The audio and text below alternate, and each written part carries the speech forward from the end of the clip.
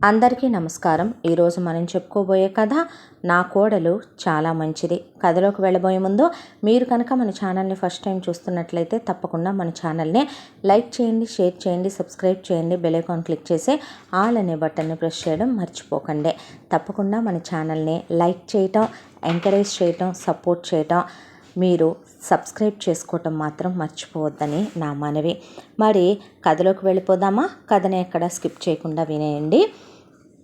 బలరామయ్యకి రోహిణినిచ్చి వివాహం జరిపించారు ఆయన తల్లిదండ్రులు. కాయకష్టాన్ని నమ్ముకొని బ్రతికే మనిషి బలరామయ్య. ఆయనకి తల్లిదండ్రుల ద్వారా సంక్రమించిందే అందరూ అన్నదమ్ములు అక్క చెల్లెళ్ళకి పోను ఆయన వాటాకి ఆఖరి కొడుకు కాబట్టి చిట్ట చివరిన మిగిలింది 1 ఎకరా పొలం. ఇక ఆ ఎకరా పొలాన్ని నమ్ముకొని మనిషా పశువా అనేది నిజం చెప్పాలంటే చూసేవాళ్ళకు కూడా కళ్ళల్లో నీళ్లు తిరిగిపోయేవి ఆయన కష్టానికి. ఇక 2 ఎడ్లతో దున్నుతారైతే అందులో ఒక ఎద్దు చనిపోతే ఆ ఎద్దుకు బదులు తనే ఎద్దై మడి పొలాన్ని దున్నిన వ్యక్తి బలరామయ్య. పగలనక రాత్రనక చెమటోడ్చి కష్టపడి రెక్కలు ముక్కలు చేసుకొని రక్తాన్ని చెమటగా మార్చి భూమి తల్లిని నమ్ముకొని ఆ అన్నపూర్ణమ్మ తల్లే అన్నం పెట్టకపోద్దా అనే ఆయన జీవితాశయం ఆ ఎకరం పొలాన్ని ముందు 10 ఎకరాలు చేసి ఆ 10 ఎకరాలని 100 ఎకరాలు చేయాలనేది ఆయన కోరిక.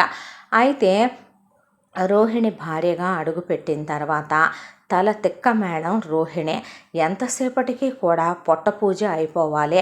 ఈరోజు మనం ఎంత తిన్నాం, ఏ బట్టలు కట్టుకున్నాం, మనం ఎంత జీవితాన్ని అనుభవించాం, వచ్చిన కొత్త సినిమాల్లో చూసొచ్చామా లేదా, మనం ఇప్పటికిప్పుడు మార్కెట్లో కొత్త చీర వస్తే దాని ఖరీదు సంగతి తర్వాత ఎరుగు, వాయిదాల పద్ధతులు అయినా సరే కట్టి పడేసామా లేదా, కొత్త చెప్పులు వేసుకున్నామా లేదా, కొత్త పరుసులు వాడేసామా లేదా, కొత్త పౌడర్ డబ్బా, కొత్త సబ్బు ఏది మార్కెట్లోకి వస్తే అది వాడి పడేయాలి రోహిణి.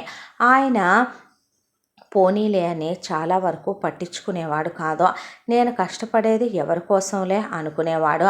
రోహిణికి కర్మానికి పెళ్ళైన తర్వాత ఒక 2-3 ఏళ్ళు పిల్లలు పుట్టలేదు. ఆ అంతకాలంలోనే బలరామయ్య రూపాయికి రూపాయి ముడేసి ముందు ఆయనకి తల్లిదండ్రులు ఇల్లు కూడా ఇవ్వకపోవటంతో ఆయన కష్టార్జితంతో ముందు 3 ఏళ్ల కష్టాన్ని ధారపోసి ఆయనే రెక్కలు ముక్కలు చేసుకొని కూలీ కింద కనీసం తను వెళితే ఒకటి డబ్బులు తగ్గుతాయి అనుకుంటారు ఎవరైనా, 10 మంది కూలీల చాకిరి తన సొంతింటి కోసం తనే చేసుకొని ఆయన అనుకున్న ఇంటిని అందంగా నిర్మించుకున్నాడు. ఆ తర్వాత రోహిణి గర్భవతి అయింది.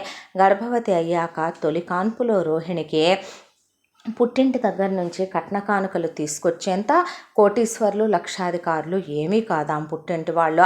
పసుపు బట్టలు పెట్టి పంపించేశారు ఆయనకిచ్చి పెళ్లి చేసే.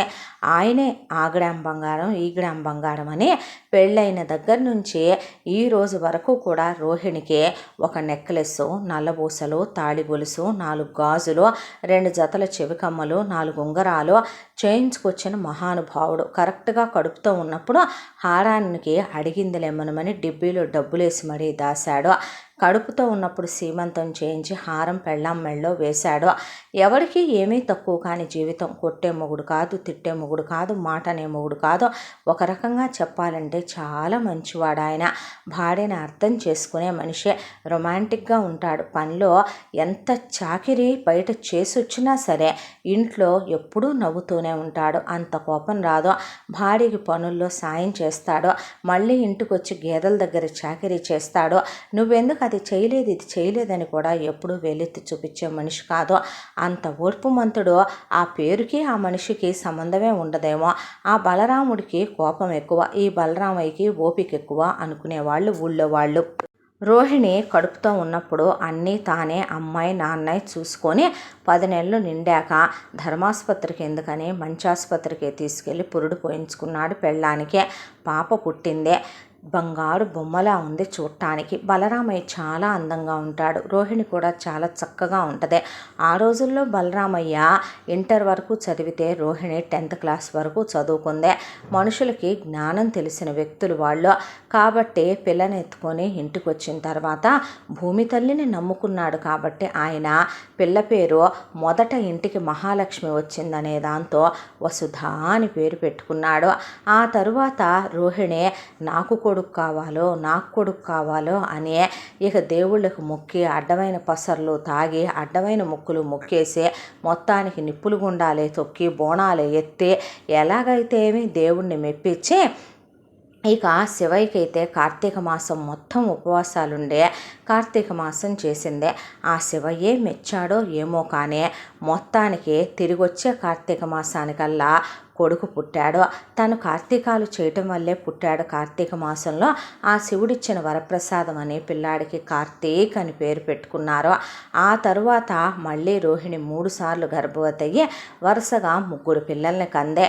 ఇక ఒక అమ్మాయి పేరు జగతి, ఒక అమ్మాయి పేరు విధాత్రి, ఒక అమ్మాయి పేరు అదితి అని పెట్టుకున్నారు. పిల్లలు చూడటానికి చాలా అందంగా బుట్ట బొమ్మల్లాగా ఉంటారు. 5గురు. బలరామయ్య ఏది ఉన్నా ఏది లేకపోయినా పిల్లలకి సంస్కారం ఉండాలి, వినయ విధేయతలు ఉండాలి. పెద్ద కులంలో పుట్టారు, గోత్రంలో పుట్టారు, ఇంటి పేరులో పుట్టారని చెప్పుకుంటే కాదు, పిల్లలకి చదువులు ఉండాలి. రేపొద్దున మనం సంపాదించి ఇచ్చే ఆస్తుల్ని వాళ్ళు నాశనం చేయకుండా 100 చేసుకునే తెలివితేటలు ఉండాలి అనుకునే వ్యక్తి ఆయన. ఇక పిల్లల్ని ఆయనేమి గవర్నమెంట్ స్కూల్కి పంపించాలనుకోలే. ఆ ఊరికి పక్కనే ఒక చిన్న టౌన్ ఉంది. ఆ టౌన్ నుండి బస్సు వచ్చేది, స్కూల్ బస్సు. పిల్లలు 5గురిని స్కూల్ బస్సులో పడేసి ఆ ఇంగ్లీష్ కాన్వెంట్కే పంపించేవాడు ఆయన. రోహిణి కూతుళ్ళని తక్కువగా కొడుకుని ఎక్కువగా చూస్తుంది అంటే ఒక్క మాట మాత్రం నిజం. తిండి దగ్గర, బట్ట దగ్గర, వేటి దగ్గర తక్కువ చేయదులే. కానీ ఆడపిల్లలు వాళ్ళంతట వాళ్ళే పెరుగుతారు.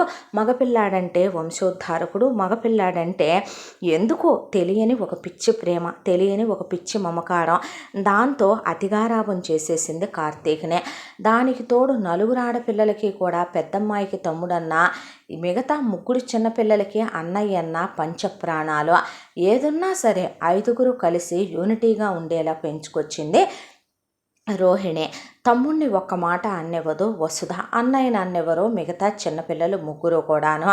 చిన్నప్పటి నుంచి తల్లి చేసిన గారాబం, దాంతో మొండితనంగా, పెంకితనంగా, తాను పట్టుకున్న కుందేలుకి 3 కాళ్ళనే, సంస్కారం లేకుండా, విలువలు లేకుండా ఏదో ఇక పెరిగేస్తున్నాను కదా అన్నట్టు మొండిగా మూర్ఖంగా పెరగటం మొదలుపెట్టాడు కార్తీక్. బలరామయ్య ఫస్ట్ నయాని చెప్పాడు, భయాన్ని చెప్పాడు. ఆయన్ని మాట అన్నెవ్వరు ఇంట్లో ఆడంగులు. ఇక ఒక రోజున కడుపు మండిపోయి చంద్రాకోలు తీసుకొని 4 బాదాడని ఇంటిళ్ళ పాది వారం రోజుల పాటు అన్నం నీళ్లు లేకుండా కూర్చున్నారు, కొడుకును కొట్టాడనే. దాంతో ఆయన, మా నాన్నవ కదమ్మా, నా తర్వాత నువ్వే కదరా ఈ ఇల్లు చూసుకోవాలి అని ఎన్నో నచ్చజెప్పుకుంటూ వచ్చిన కార్తీక్ ఆ కాసేపు తలూపేమని రోహిణి చెప్తే తలూపేసి ఊరుకునేవాడు. ఆ తర్వాత మళ్ళీ యథాతథమే ఆ మొండితనం, మూర్ఖత్వం. పిల్లాడు ఏం చేసినా కరెక్టే రోహిణికి, తప్పు అనే మాట మాత్రం సచ్చినా చెప్పదు కొడుక్కే. ఇక బలరామయ్య అనుకున్న ప్రకారం 10 ఎకరాల పొలం పూర్తి చేసేసాడు. పెద్దమ్మాయికి ఓణీల ఫంక్షను, పెద్ద మనిషి ఫంక్షను అయిపోయింది. ఆ తర్వాత పిల్లాడికి పంచెల ఫంక్షన్లు కూడా అయిపోయినాయి. మిగతా పిల్లలు కూడా ఒకళ్ళ తర్వాత ఒకళ్ళు సంవత్సరం గ్యాపే కాబట్టి చాలా త్వరగానే వయసుకు వచ్చారు. పిల్లలకి ఓణీల ఫంక్షన్లు, పెద్ద మనిషి ఫంక్షన్లు అయిపోయిన తర్వాత పెద్దమ్మాయి ఇంటర్ 2nd ఇయర్ అయిపోయిందే. రిజల్ట్స్ కోసం చూస్తూ ఉన్న సమయంలో అనుకోకుండా బలరామయ్య పొలాన ఉండి గుండె చిక్కబట్టింది, చెయ్యంతా లాగుతుందని ఇంటికి వచ్చిన మనిషి రాత్రి పడుకొని తెల్లారి లేవలేదు. కార్డియాక్ అరెస్ట్ అయి ఆయన చచ్చిపోయాడు. దాంతో ఊళ్ళో వాళ్ళంతా మహానుభావుడు, త్యాగశీలే, ఏ రోజు తన గురించి ఆలోచించుకుంది లేదు. కష్టంలో ఉన్నామంటే తను డబ్బు సాయం చేయలేనేమో కానీ చేతి సాయం ఎందుకు చేయలేననే కాదనకుండా వచ్చేవాడు కష్టం పంచుకోవటానికి. దేవుడు లాంటి మనిషి, ఆ దేవుడు మంచోళ్ళనే తొందరగా తీసుకెళ్ళిపోతాడని అలా పోయాడు.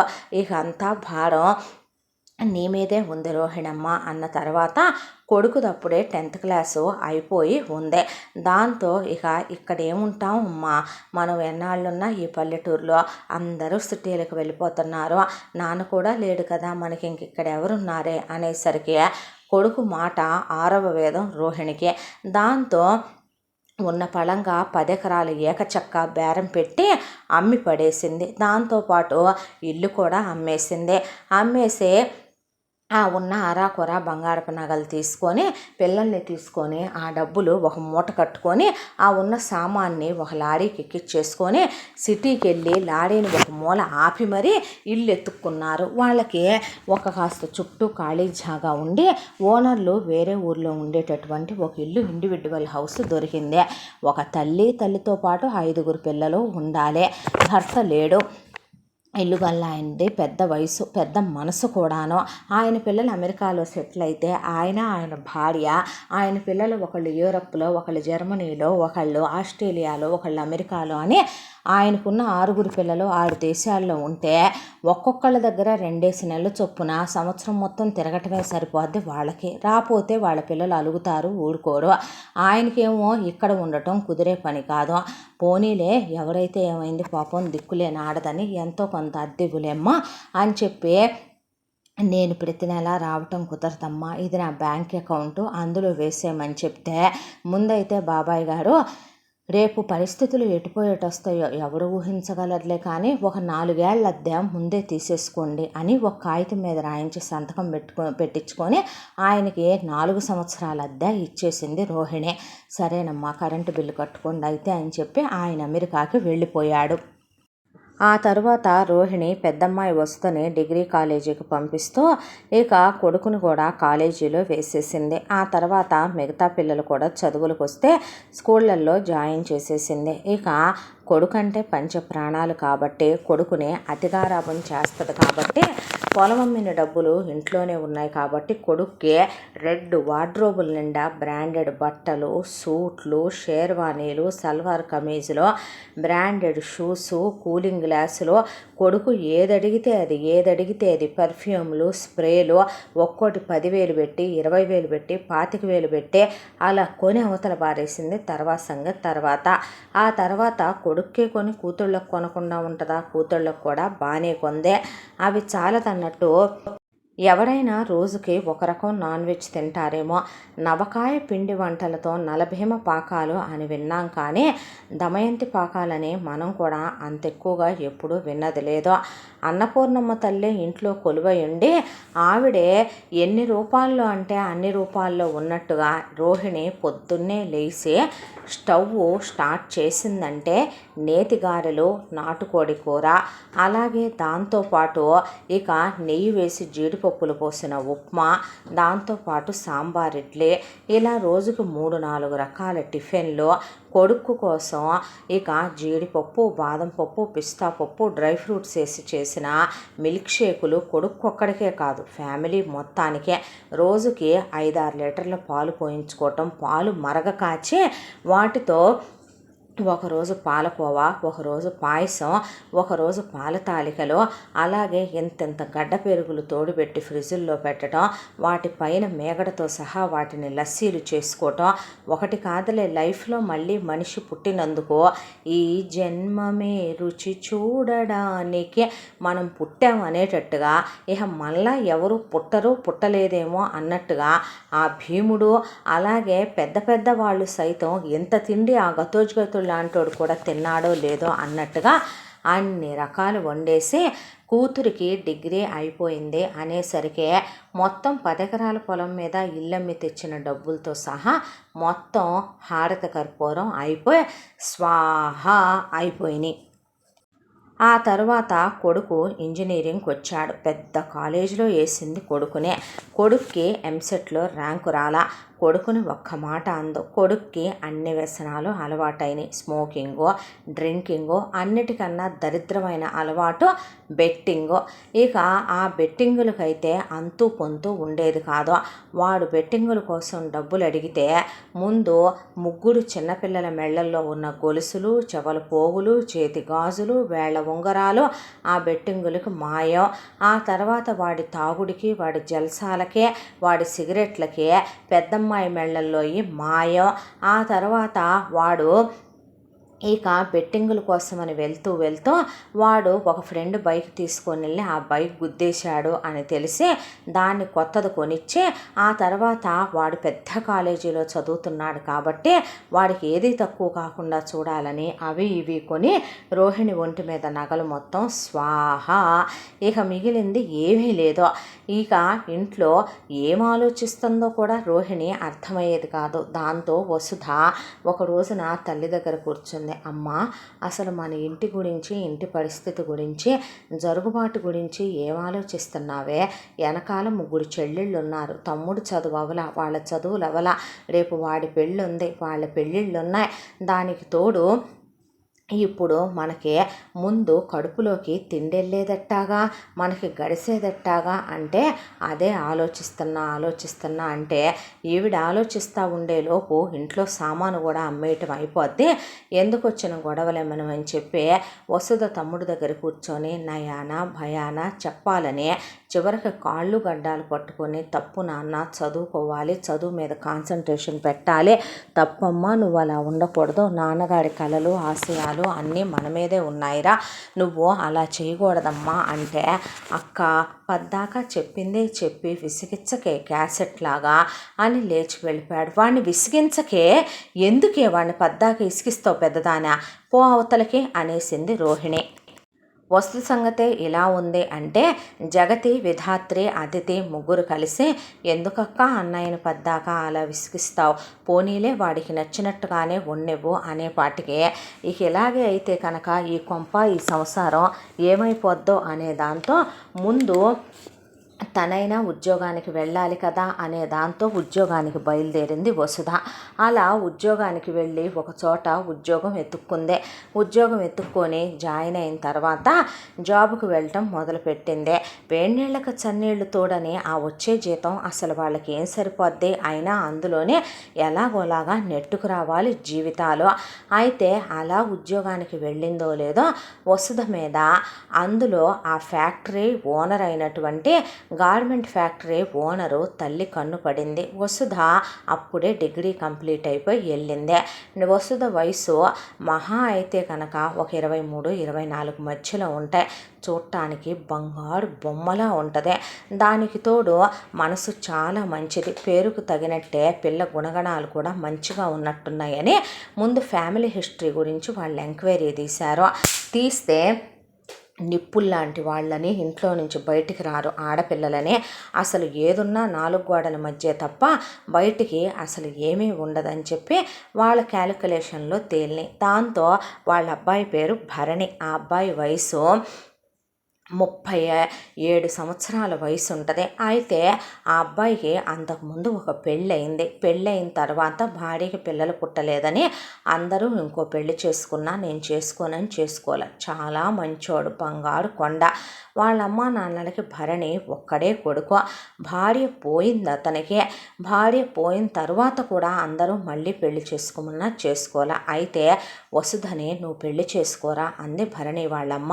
ఏం మాటలు మాట్లాడుతున్నావమ్మా, తన వయసు ఏంటి, నా వయసు ఏంటి, ఇంకిత జ్ఞానం ఉండాలి నీకు, అసలు అవేనా నువ్వు మాట్లాడాల్సిన మాటలు, నా వయసు వాళ్ళని చేసుకోవటం కరెక్ట్, తనకేం కర్మమ్మా, ఏజ్ బార్ గాడిని సెకండ్ హ్యాండ్ గాడిని చేసుకోవాల్సిన అవసరం ఏంటి అంటే తను చేసుకుంటే నీకు మంచి పిల్లలు పుడతారు, అయినా నీకు రెండో సంబంధ పాడవాటిని ఇచ్చి చెయ్యాలని మేము అనుకోవటం లేదు, మాకు వంశాభివృద్ధి కావాలి, ఆ అమ్మాయి వాళ్ళు లేమిట్లో ఉన్నారు, బ్రతికి చెడ్డ మనుషులు, చాలా మంచి కుటుంబం, మంచి కులగోత్రాల్లో నుంచి వంశం పేరులో నుంచి వచ్చిన పిల్ల, ఆ అమ్మాయికి అయితే మంచి పిల్లలు పుడతారు, వయసులో ఉన్న పిల్ల చక్కటి సంతానాన్ని కూడా ఇవ్వగలుగుద్దే, మా బాధలేవో మావి, నువ్వు ప్రతిదానికి మాకు అడ్డం చెప్పటం మాత్రం కరెక్ట్గా లేదురా అనేసారు వాళ్ళ అమ్మా నాన్నలు. దాంతో అది కాదమ్మా అంటే మేము ఉరిపోసుకొని చస్తాం, నీ ఇష్టం, ఆ పిల్లతో మేము మాట్లాడతాం, ఆ పిల్లని మేము ఒప్పిస్తాం, అయినా మగాడికి సంసార సామర్థ్యం ఏమీ తగ్గదు, నువ్వు చాలా మంచోడివి, నీకేమైనా చెడ్డ అలవాట్లు ఉన్నాయా, 6 అడుగులు ఎత్తుంటావు, ఇంత పెద్ద గార్మెంట్ ఫ్యాక్టరీ ఉంది, కోట్ల కొద్దీ ఆస్తుంది, మనం ఏమడుగుతున్నావురా ఆ పిల్లని, దాని కుటుంబాన్ని చూసుకున్నా పర్వాలేదనే కదా అంటున్నావు, మనకి చక్కగా పిల్లల్ని కనిస్తే చాలు, నీతో భారీగా మీ ఇద్దరూ సంతోషంగా ఉంటే చూసుకోవాలని ఉందే, అంతకు మించి మేమేమడుగుతావురా అన్నారు వాళ్ళు. మీ ఇష్టం అనేశాడు భరణి. దాంతో భరణి వాళ్ళ అమ్మా నాన్నలు ముందు వెళ్ళి వసుదని పిలిచారు. ఏంటండి అని అడిగితే, ఇట్రా అమ్మ అన్న తర్వాత, మా అబ్బాయి గురించి నీకు తెలుసు కదమ్మా, సార్కేమైందండి, చాలా మంచివారు, నేను ఆపదలో ఉన్నాననగానే ఉద్యోగం ఇచ్చారు, అందరికన్నా ₹1 శాలరీ నాకు ఎక్కువే ఇస్తున్నారు, మా అబ్బాయిని పెళ్లి చేసుకుంటావా అమ్మ అని అడిగితే, ముందు వసుదకేమీ అర్థం కాలేదు. మా అబ్బాయి నీకన్నా వయసులో పెద్దోడేనమ్మా, ఆ విషయం దాచేదేమీ లేదు, మా కులం ఇదే, మాకున్న ఆస్తిపాస్తులు ఇంత, మా అబ్బాయికి అంతకుముందు ఒక పెళ్ళయింది, మా కోడలికి పిల్లలు పుట్టకపోయినా మా అబ్బాయి ఊరంతా ఇంకో పెళ్లి చేసుకోమన్నా చేసుకోలేదు, తర్వాత మా కోడలికి అనుకోకుండా పుట్టింటికి వెళ్ళొస్తూ యాక్సిడెంట్ అయ్యి అమ్మాయి చనిపోయింది. చనిపోయిన తర్వాత కూడా మా కోడలు పోయి 5 ఏళ్ళయింది. అందరూ చేసుకోమని చెప్తున్నా, ఎన్నో సంబంధాలు చూస్తున్నా మా పిల్లాడు మళ్ళీ పెళ్లి చేసుకోలేదమ్మా. మీరు అనుకోవచ్చు, రెండో సంబంధం వాడు నాకన్నా వయసులో పెద్దోడు, నన్ను అడగటం ఏంటి, మీకు తగిన వాళ్ళని మీరు ఏ సెకండ్ హ్యాండ్ దాన్నో ఏ విధవనో చూసి చేయొచ్చు కదా అని. చెయ్యొచ్చమ్మా, కానీ ఆ వచ్చిన వాళ్ళకి మా ఆస్తి మీద కోరికలు ఉంటాయే తప్ప మా అబ్బాయి మీద ప్రేమ ఉండదు. మీ వంశం గురించి కులగోత్రాల గురించి కనుక్కున్నాం తల్లి, మీ నాన్నగారు మీ అమ్మ చాలా మంచివాళ్ళని, నువ్వు మా ఇంటికి కోడలుగా వస్తే నీవేదో అవసరంలో ఉన్నావని నేను అంటలేదమ్మా, నీ పుట్టింటి వాళ్ళందరినీ ఆదుకో, నీ పుట్టింటిని అంతటినీ నువ్వు చూసుకో, నేను ఏ రోజు ఏంటి అని కూడా నిన్ను అడగను, నాకు కావలసిందల్లా ఒక్కటే, నా కొడుకుతో నువ్వు ప్రేమగా ఉండాలి, వాడేమి వయసు మరలిపోయిన వాడు కాదమ్మా, రోజు జిమ్కి వెళ్తాడు, హెల్దీగా ఉన్నాడు, వాడికి ఏం అనారోగ్యం లేదు, మగాడికి సంసార సామర్థ్యత 70-80 ఏళ్ల వరకు తగ్గదని సాటి ఆడదానివి, నీకు చెప్పక్కర్లేదు, నాకు పిల్లల్ని కనివు తల్లి, నా వంశాన్ని నిలబెట్టు, మీ వాళ్ళు చిల్లిగవా మాకు ఇవ్వాల్సిన అవసరం లేదు, మేమే ఎదురుపెట్టి పెళ్లి చేసుకుంటాం తల్లి, నిన్ను మా ఇంటికి కోడలుగా కాదు కూతురుగా రామ్మ, నా మాట కాదనకు తల్లి, నీ తల్లి లాంటి దాన్ని అడుగుతున్నానని కొంగు పట్టుకొని చేతులు కాదు కాళ్ళు అనుకో అనేసింది భరణి వాళ్ళమ్మ. దాంతో ఏం చెప్పాలో కూడా అర్థం కాని వసుధ, నాకు కాస్త ఆలోచించుకోవటానికి టైం ఇవ్వండి అని ఇంటికి వెళ్ళి కూర్చొని ఆలోచిస్తుంటే, ఒకవైపున తమ్ముడు తప్పతాగొచ్చాడు. అమ్మ తమ్ముడిని లేపి కూర్చోబెట్టి గ్యాస్ పొయ్యి మీద వేడినీళ్లు కాచి స్నానం చేయించి నోట్లో పెరుగన్నం ముద్దలు మధ్యలో చికెన్ లెగ్ పీసులు నంజి పెడుతోంది. అమ్మకి రేపటి రోజేంటనే దిగులు లేదు, వీడికి అసలు భవిష్యత్తు గురించి భయం లేదు. మిగతా 3 ఆడపిల్లల్లో ఒకటి జడకి రిబ్బన్లు వేసుకుంటుంటే, ఒకటి కూర్చొని మొహాని పౌడర్ రాసుకుంటుంటే, ఒకటి ముగ్గులు వేసుకుంటుంది. రేపు వీళ్ళ భవిష్యత్తులు ఏమైపోతాయి, నేను ఏ జీతం మీదనే నిజంగా ఈ సంసారం అంతా లాక్కురాగలనా, ఇప్పుడు నేను చేసేది తప్ప స్వార్థమా, నేను ఆయన జీవితంలోకి వెళ్ళటం కరెక్టేనా, అయినా మనకి భగవంతుడు ఎవరితో రాస్తాడు అనేది మనం పుట్టకముందే నిశ్చయమైంది నిజమైతే కనుక, బహుశా నా రాతలో ఆయన్నే రాశాడేమో, నిజానికి నేను ఆయన్ని చూస్తూనే ఉన్నా, చాలామంది ఆడవాళ్ళు గార్మెంట్ ఫ్యాక్టరీలో ఆయనకి ఎరయ్యాలని, ఆయనకు ఉంపుడుగత్తెలుగా వెళ్ళినా చాలని, ఆయన్ని పెళ్లి చేసుకోవాలని అనుకున్న పరాయి ఆడదాని వైపు కన్నెత్తి కూడా చూసింది లేదు. భార్యకి పిల్లలు లేరంటేనే భార్యను వదిలేయని మనిషి, ఇంకో పెళ్లి చేసుకోని మనిషి, పెళ్ళాం పోయాకే ఇంకో పెళ్లికి ఒప్పుకోని మనిషి, మేము పోతామంటేనే ఒప్పుకున్నాడని వాళ్ళ అమ్మా నాన్నలే చెప్తున్నప్పుడు తప్పే ఉంది, వాళ్ళు నా పుట్టింటిని కూడా చూస్తాం ఆదరిస్తాం అంటున్నారు. నిజం చెప్పాలంటే భరణి గారు, ఆయనకి అంత వయసు అంటే నమ్మేలా ఉండడు, 25 ఏళ్ల కుర్రాడనే అనేటట్టే ఉంటాడు మనిషి, చెప్తే తప్ప ఎవరూ తెలుసుకోలేరు, మనిషి చాలా యాక్టివ్గా హెల్దీగా ఉంటాడు ఆయన. అయినా వయసుకి మనసుకి సంబంధం ఏముంది, age is just a number అంటారు కదా. ఒకప్పుడు ఝాన్సీ లక్ష్మీబాయి లాంటి వాళ్ళే వయసులో వాళ్ళకన్నా పెద్దవాళ్ళని చేసుకొని పిల్లల్ని కనలేదా. జీవితంలో ప్రతిదానికి కూడా మనం వంకలు వెతుక్కోవటం కరెక్ట్ కాదు అనిపించి ఈ విషయం తల్లి దగ్గర, తమ్ముడు దగ్గర, చెల్లెళ్ళ దగ్గర చెప్తే ముందు ఒప్పుకోలేదు. తర్వాత వాళ్ళు చాలా మంచివాళ్ళని మీరు కాదనకూడదనే, మీరు కాదంటే నా మీద ఒట్టేననే. మరి మన కుటుంబ పరిస్థితుల గురించి అంత బాధ్యత తీసుకునేటట్టయితే ఓ పని చెయ్యమ్మా, ఎటు నీకు వంట బాగా చేస్తావు కాబట్టి ఎక్కడైనా 4 ఇళ్లల్లో వంట మనిషిగా వెళ్ళు. ఇవి ఉన్నాయి కదా, వీటిని పాచి పనికి పెట్టు. వీడున్నాడు కదా, వీడిని ఎక్కడో చోట మెకానిక్ గానో లేదంటే డెలివరీ బాయ్ గానో పెట్టవే అంటే, మాకేం కర్మే, చావనైనా చస్తాం కానీ ఇంత నీకు పోసి ఇంత మేము తాగే కదా, నేను పెళ్ళే చేసుకుంటానంటున్నాను. అతనితో ప్రేమాయణం నడపలేదు, అతను ఉంపుడుగత్తిగా వెళతానంటలేదు, నేను అతనితో లేచిపోలేదు, కాలు జారలేదు, కడుపు తెచ్చుకోలేదు. అర్థమవుతుందా చెప్పేది? కాస్త బుర్ర బుద్ధి వాడి విను సరిగ్గా అని చెప్పింది రోహిణి. ఆ తర్వాత మొదట్లో వద్దనుకున్నా, ఆ తర్వాత భరణి అమ్మ నాన్నల్ని భరణిని చూసి వాళ్ళు నిజంగానే మంచోళ్ళలాగా అనిపించి రోహిణి ఏమీ మాట్లాడలా. కొడుకు మిగతా కూతుళ్ళు కూడా ఏమీ మాట్లాడలా. ఆ తరువాత అన్నమాట ప్రకారం అన్నీ వాళ్లే పెట్టుకొని వసుధకి భరణితో వివాహం జరిపించి అత్తారింటికి తీసుకెళ్ళిపోయాడు. నిజంగానే వసుధని అత్తగారు సొంత కూతురు కన్నా ఎక్కువ చూసి ఇంటి పెత్తనం, వార్డ్రోబు, నగలు, బోలెడంత వెండి సామాను, ఇల్లంతా సెంట్రలైజ్ చేసి ఇంట్లో పనివాళ్ళు వంట వాళ్ళు ఏమీ చేసే పని లేదో, ఉద్యోగం మానేసిందే. భర్తతో కాపురం చేయటం, హనీమూన్కి వెళ్ళి రావటం, ఫ్యాక్టరీకి వెళ్ళి పై ఎత్తున మంచి చెడు చూసుకోవటం తప్ప వసుధకి ఏ పని లేదు. అత్తగారు పిల్లల్ని కనివ్వమ్మా, ఏమీ వాడకే అందని ప్రెగ్నెంట్ అయింది వసుధ. ప్రెగ్నెంట్ అవ్వగానే వసుధకి ఫస్ట్ కాన్పులో ట్విన్స్ పుట్టారు, 2 మగపిల్లలు. ఇక చాలే అన్నాడు భరణి. అమ్మ ఒక్క ఆడపిల్లని కనిపెట్టవే అంటే నెక్స్ట్ కాన్పులో వెంటనే ఒక పాప పుట్టింది. ఇక వసుధ పిల్లలు లేకుండా ఆపరేషన్ చేయించుకుంది. వసుధకి దేనికి ఏ లోటు లేదు. భరణి వయసులో పెద్దోడు, రెండో సంబంధం అనేది వేలెత్తి చూపించే వంకే తప్ప బంగారు కొండ.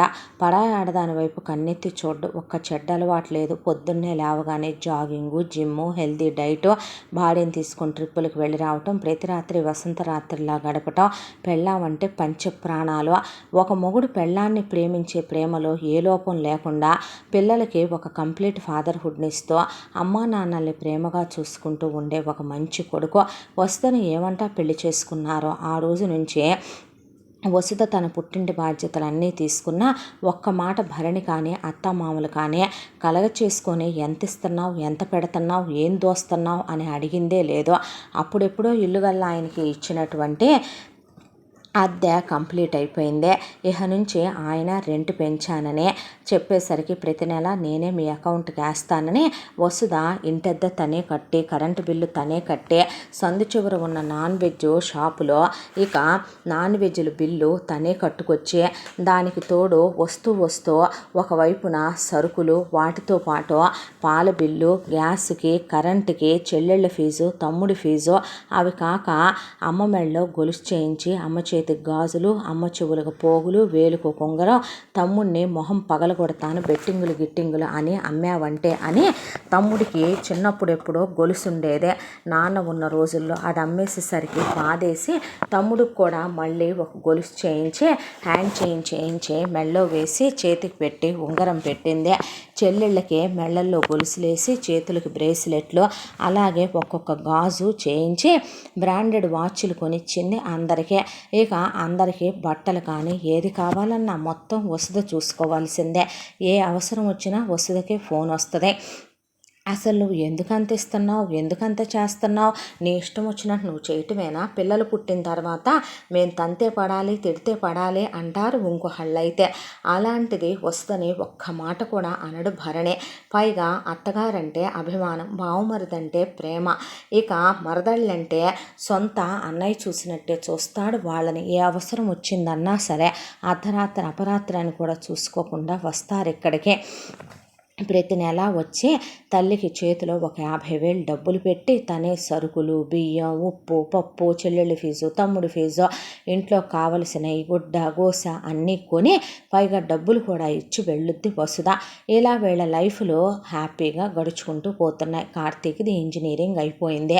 ఉద్యోగానికి వెళ్ళమ్మా అంటే ప్రతి చోట F మార్కు పడకుండా మాత్రం, సప్లీ రాయకుండా మాత్రం కార్తీక్‌ది ఇంజినీరింగ్ కంప్లీట్ అవ్వలేదు.